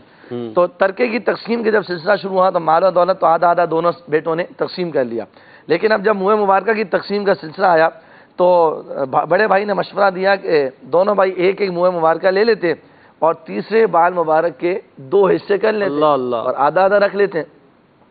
تو چھوٹا بھائی جو تھا، جو عاشق رسول تھا، وہ لرز گیا اور اس نے کہا کہ یہ تو سراسر بے ادبی ہے، اور میرا عشق اور میرا جو ادب ہے وہ اس بات کا تقاضا نہیں کرتا، وہ گوارا نہیں کرتا کہ ایسا معاملہ ہو۔ تو پھر بھائی نے کہا اچھا ایسا کرو کہ تم اگر اتنے ہی بڑے عاشق ہو تو ٹھیک ہے، جو تمہارا حصہ میں نے دیا آدھا آدھا، ہم نے جو حصہ والد صاحب کا ترکہ تقسیم کیا وہ آدھا حصہ اپنا مجھے دے دو، اور یہ تینوں بال مبارک تم ہی اپنے پاس رکھو۔ تو وہ جو چھوٹا بھائی تھا، جو عاشق رسول تھا، با ادب تھا، اور تبرکات اور آثار کی تعظیم اور احترام اور قدر و منزلت کا جاننے والا تھا، اس نے کہا بالکل ٹھیک ہے، یہ جو والد صاحب کا ترکہ ہے یہ سارا تم رکھ لو، اور نبی کریم علیہ السلام کی جو منہ مبارکہ ہیں وہ تینوں کی تینوں مجھے دے دو۔ چنانچہ ایسا ہی ہوا۔ اب یہ جب خوشی خوشی تینوں منہ مبارکہ چھوٹے بھائی نے منظور کر لیے تو تھوڑے عرصے کے بعد بڑے بھائی کو کاروبار میں نقصان ہونا شروع ہوا، اور یہ سچویشن آ گئی محسن بھائی کہ وہ بالکل کنگال ہو گیا اور پائی پائی کا محتاج ہو گیا۔ اب چھوٹے بھائی کا حال دیکھیے کہ اللہ تبارک و تعالی نے اس پر کیسی رحمتوں کا نزول فرمایا، اس کے کام میں دن بدن برکت ہونا شروع ہوئی، اس کو اللہ تبارک و تعالی نے ظاہری برکات سے مالا مال پر کرنا شروع کر دیا۔ اب وہ نبی کریم علیہ السلام کے منہ مبارکہ شریف کو سامنے رکھتا، جھوم جھوم کر درود و سلام پڑھتا رہتا، اللہ تبارک و تعالی نے اس کے رزق میں زبردست قسم کی برکت عطا فرما دی۔ اب یہ حال ہوا کہ کچھ تھوڑے ہی عرصے کے بعد اس چھوٹے بھائی کا انتقال ہو گیا۔ انتقال کے بعد کسی نیک شخص نے اسے خواب میں دیکھا تو دیکھا کہ وہ جو چھوٹا بھائی ہے وہ نبی کریم علیہ السلام کے پہلو میں اللہ تعالیٰ نے عطا فرمائی، اور اس سے پوچھا تو فرمایا کہ جاؤ لوگوں سے کہہ دو اگر انہیں کوئی حاجت پیش آئے، اگر انہیں کوئی حاجت پیش آئے تو میرے اس عاشق رسول کی قبر پر، نبی کریم علیہ السلام نے ارشاد عطا فرمایا کہ اگر کسی کو حاجت پیش آئے تو وہ میرے اس عاشق رسول کی قبر کی زیارت کو آئے، یہاں آ کر دعا مانگے، اللہ تعالیٰ اس کی حاجت کو پورا فرمائے۔ اب دیکھیے کہ منہ مبارکہ شریف کی تعظیم، آثار اور تبرکات کی تعظیم کی برکت دنیا میں بھی ظاہر ہوئی کہ اللہ تبارک و تعالیٰ نے مال کی فراوانی سے چھوٹے بھائی کو مالا مال فرما دیا، اور مرنے کے بعد بھی اللہ تعالیٰ نے کیسا انعام عطا فرمایا کہ نبی کریم علیہ السلام کے پہلو میں جگہ نصیب ہوئی، اور حضور نے فرمایا جس کو اگر کوئی مصیبت ہو، حاجت کے پیش آئے، وہ میرے اس عاشق رسول کی قبر پر آئے، اس کی زیارت کرے، یہاں پر اپنی حاجت مانگے، اللہ تعالیٰ کی بارگاہ میں اس کا وسیلہ پیش کرے، اللہ تعالیٰ اس کی حاجت جس نے تبرکات سے وسیلہ کیا اللہ تعالیٰ نے اس کو باعث وسیلہ بنا دیا۔ یعنی کیسی پیاری بات ہے، کیسی برکت والی بات ہے۔ اللہ تعالیٰ ہم سب کو تبرکات کا ادب و احترام بھی نصیب فرمائے، تعظیم بھی نصیب فرمائے، اور ان سے توسل کی بھی توفیق اللہ تعالیٰ ہم سب کو نصیب فرمائے. آمین. راشد بھائی، تبرکات میں نالے مقدس ایک بڑی اہمیت کے حامل ہیں. نقش نالے پاک ہمارے یہاں پایا جاتا ہے، اس کے حوالے سے بھی کچھ وسوسے بھی ہوتے ہیں اور کچھ عجیب و غریب گفتگو ہوتی ہے. نقش نالے پاک کی کچھ برکات اگر آپ بیان کریں تو. بسم اللہ الرحمن الرحیم. سب سے پہلے تو حصول برکت کے لیے آپ کو میں ایک مختصر سی بات سناتا ہوں محبت کی نالین پاک کے حوالے سے. صحیح. امام زرقانی رحمۃ اللہ علیہ نے مواہب اللدنیہ کی شرح میں لکھا ہے کہ حضرت سیدنا عبداللہ ابن مسعود رضی اللہ تعالیٰ عنہ، ان کا لقب ہے صاحب النعلین والوسادہ. یعنی ان کا کام کیا تھا محسن بھائی؟ نبی پاک صلی اللہ علیہ وسلم جب کسی مقام پر تشریف لے کر جاتے تو تکیہ ان کے سینے میں ہوتا، تکیہ اٹھا کر رکھتے. حضور علیہ السلام تشریف فرما ہوتے تو تکیہ پیش کر دیتے اور نالین پاک وہ اٹھا کر وہ سینے سے لگا لیتے. کیا بات. اچھا، اس کی وجہ بھی لکھی علماء نے. وجہ یہ لکھی کہ نبی پاک صلی اللہ علیہ وسلم سے ایک تو برکت حاصل ہوتی رہے، اور دوسرا جو ان کے جو آقا علیہ السلام کے نالین پاک تھے ان کو اپنی ان کے رکھتے، اپنے پاس حفاظت میں رکھتے تاکہ ہاتھ خالی رہیں اور آقا علیہ السلام کی خدمت کے لیے تیار رہیں. ان کا صدقہ ان کو کیا ملا؟ بہت بڑے یہ عالم بنے، بہت بڑے عالم بنے. نبی پاک علیہ السلام کی دعاؤں سے بھی حصہ پایا. کیا بات ہے. نبی پاک علیہ السلام کے نالے پاک کا جس طرح ادب مبارک اس وقت تھا اور آج بھی ہے، اسی طرح آپ کے نقش نالے پاک کا ادب بھی صدیوں سے علماء کا طریقہ کار چلا آ رہا ہے.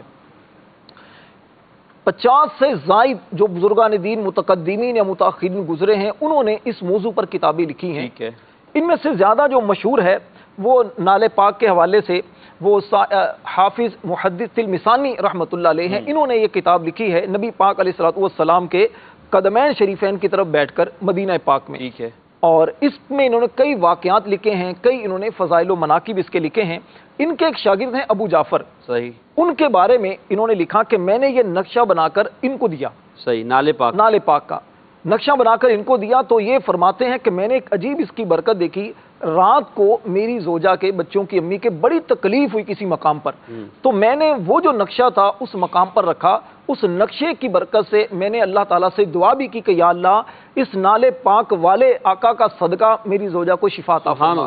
اللہ کریم نے میری زوجہ کو شفا عطا فرما. کیا بات ہے، کیا بات. پھر یہ جو صاحب فتح المتعال جو انہوں نے کتاب لکھی ہے فرماتے میرا اپنا مشاہدہ یہ ہوا ہے کہ ایک مرتبہ میں سفر کے اندر تھا. دوران سفر جو ہمارا جس جہاز کے اندر تھا کشتی وغیرہ کے اندر، تو فرمایا کہ وہ طوفان کی زد میں آ گیا.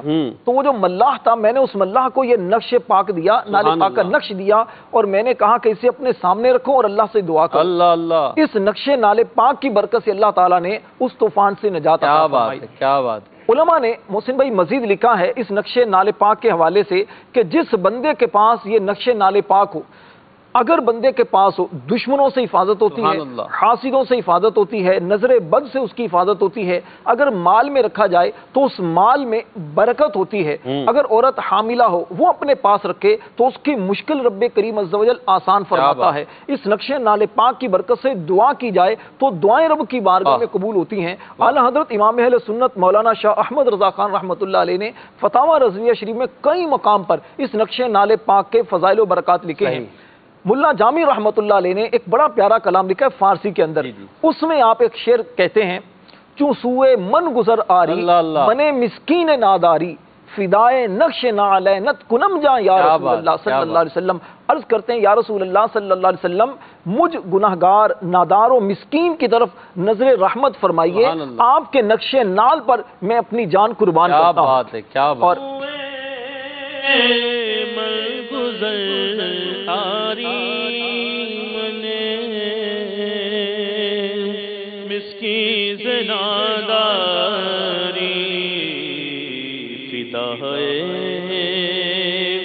فدائے نقش نالینت فدائے نقش نالینت کنم جان یا رسول اللہ. جو سر پہ رکھنے کو مل جائے نالے پاک حضور تو پھر کہیں گے کہ ہاں تاجدار غم بھی ہے.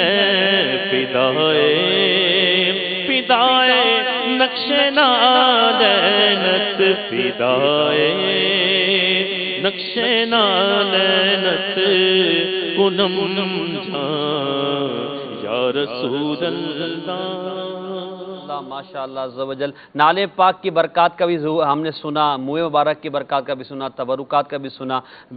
بلال بھائی آخری 5 منٹ باقی ہیں، آپ اختتامی طور پر تبرکات کے حوالے سے 2-3 منٹ میں کچھ مدنی پھول دیجئے، پھر انشاءاللہ رکن شورا سے مدنی پھول لیں۔ یہاں پہ میں فتاوی رضویہ کے حوالے سے کچھ مدنی پھول ذکر کرتا ہوں۔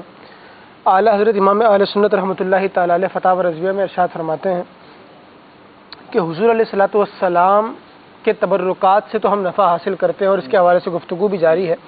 آقا کریم علیہ الصلوۃ والسلام کا اپنا یہ عمل تھا کہ آپ مسلمانوں سے تبرک حاصل کرتے ہیں۔ سبحان اللہ، کیا بات ہے۔ کیا روایت ذکر کی فرماتے ہیں کان نبی صلی اللہ تعالی علیہ وآلہ وسلم یبعث الی المطاہر فیؤتی بالماء فیشربہ یرجو بہ برکت ایدی المسلمین۔ سبحان اللہ۔ فرمایا کہ آقا کریم علیہ الصلوۃ والسلام مسلمانوں کی طہارت گاہوں جیسے حوض وغیرہ کی طرف کسی کو بھیجتے تھے کہ تاکہ وہاں سے پانی لایا جائے۔ آقا کریم علیہ السلام اس پانی کو نوش فرماتے تھے اور اس سے امید یہ رکھتے تھے کہ مسلمانوں کے ہاتھوں کی برکت حاصل۔ سبحان اللہ، واہ۔ اس حدیث کی شرح میں شارحین نے ذکر کیا کہ برکت کیسے حاصل ہوگی۔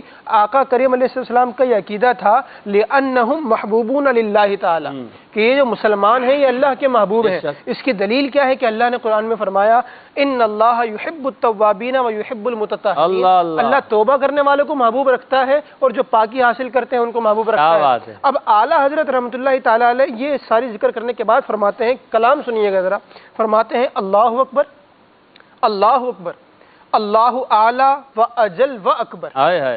یہ حضور پر نور سید المبارکین صلی اللہ علیہ وسلم ہیں جن کی خاک نالین پاک تمام جہانوں کے لیے تبرک دل و جان و سرمہ چشم دین و ایمان ہے۔ وہ اس پانی کو جس میں مسلمانوں کے ہاتھ دھلے تبرک ٹھہرائے اور اسے منگا کر بغرض حصول برکت نوش فرمائے، حالانکہ واللہ مسلمانوں کے دست و زبان و دل و جان میں جو برکتیں ہیں سب انہی نے عطا فرمائی ہیں اور انہی کی نالین پاک کے صدقے میں ہاتھ آئی ہیں۔ یہ سب تعلیم امت و تنبیہ مشغولان خواب غفلت کے لیے تھا۔ اللہ اکبر، کہ یوں نہ سمجھیں تو اپنے مولا و آقا صلی اللہ علیہ وسلم کا فعل سن کر بیدار ہو جائے اور برکت آثار اولیاء اور علماء کے طلبگار ہوں۔ کیا بات ہے۔ پھر فرمایا پھر کیسا جاہل و محروم و نافہم معلوم ہے کہ محبوبان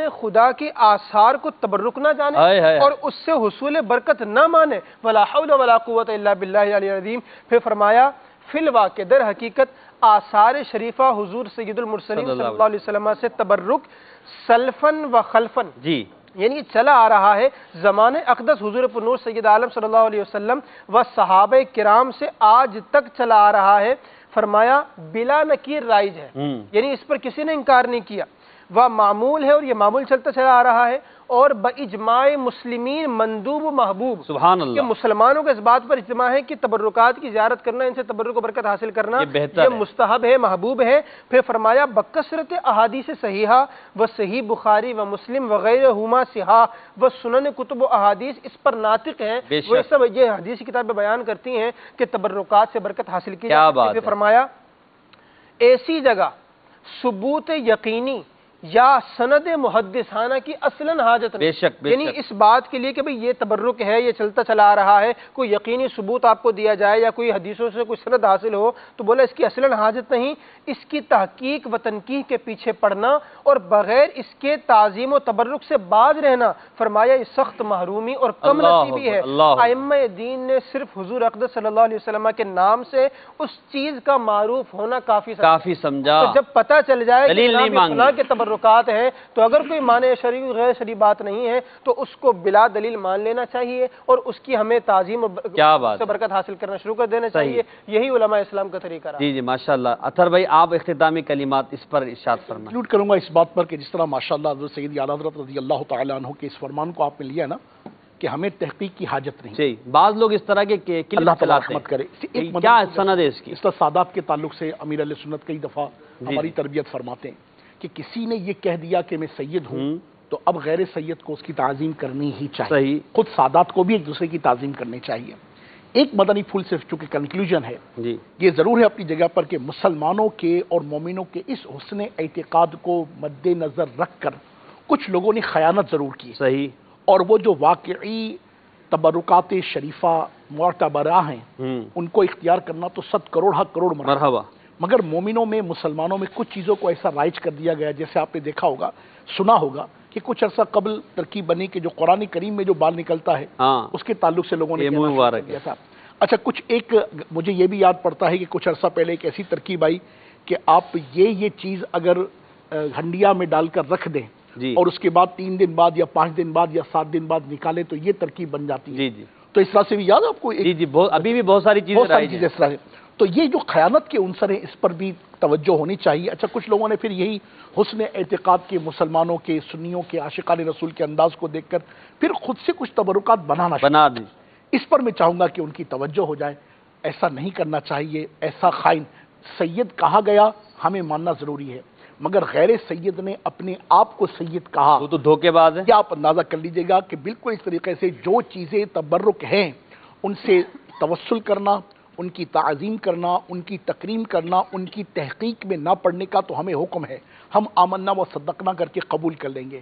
مگر جو لوگ تبرکات رکھتے ہیں مرحبا، 100 کروڑ مرحبا، ان کی تعظیم کریں، اس کی زیارت بھی کروائیں. مگر ایک مدنی پھول ضرور ذہن میں رکھیں، تبرکات سے برکتیں لینا اور ہے اور خود سے کسی تبرک کو کریٹ کرنا اور ہے. صحیح. خیانت کی صورت نہ بنائیے. جو تبرک ہے اس سے تبرک حاصل کیجئے، کسی اور شے کو تبرک بنا کر پیش نہ کیجیے. جزاک اللہ خیر. مدنی چینل کے ناظرین، ہمارا سلسلے کا وقت تقریباً ختم ہوا.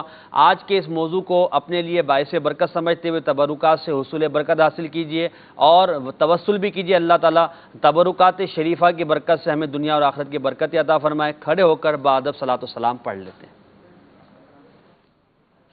یا نبی سلام علیکہ، یا رسول سلام علیکہ، یا حبیب سلام علیکہ، صلوات اللہ علیکہ، طلع البدر علینا من ثنیۃ الوداع وجب الشکر علينا ما دعا لله داعي. يا حبيبي يا رسول الله يا نبي سلام عليك، يا رسول سلام عليك، يا حبيب سلام عليك، صلوات الله عليك.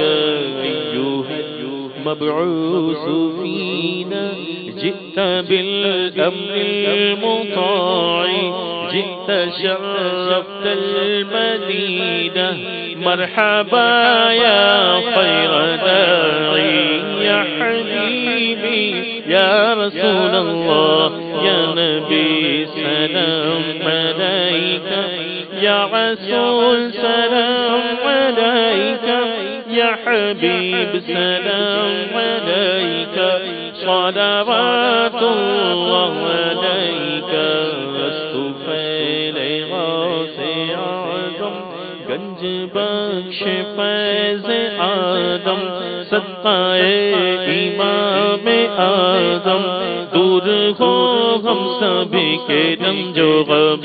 یا حبیبی یا رسول اللہ یا نبی سلام علیکہ، یا رسول سلام علیکہ، یا حبیب سلام علیکہ، صلوات اللہ علیکہ.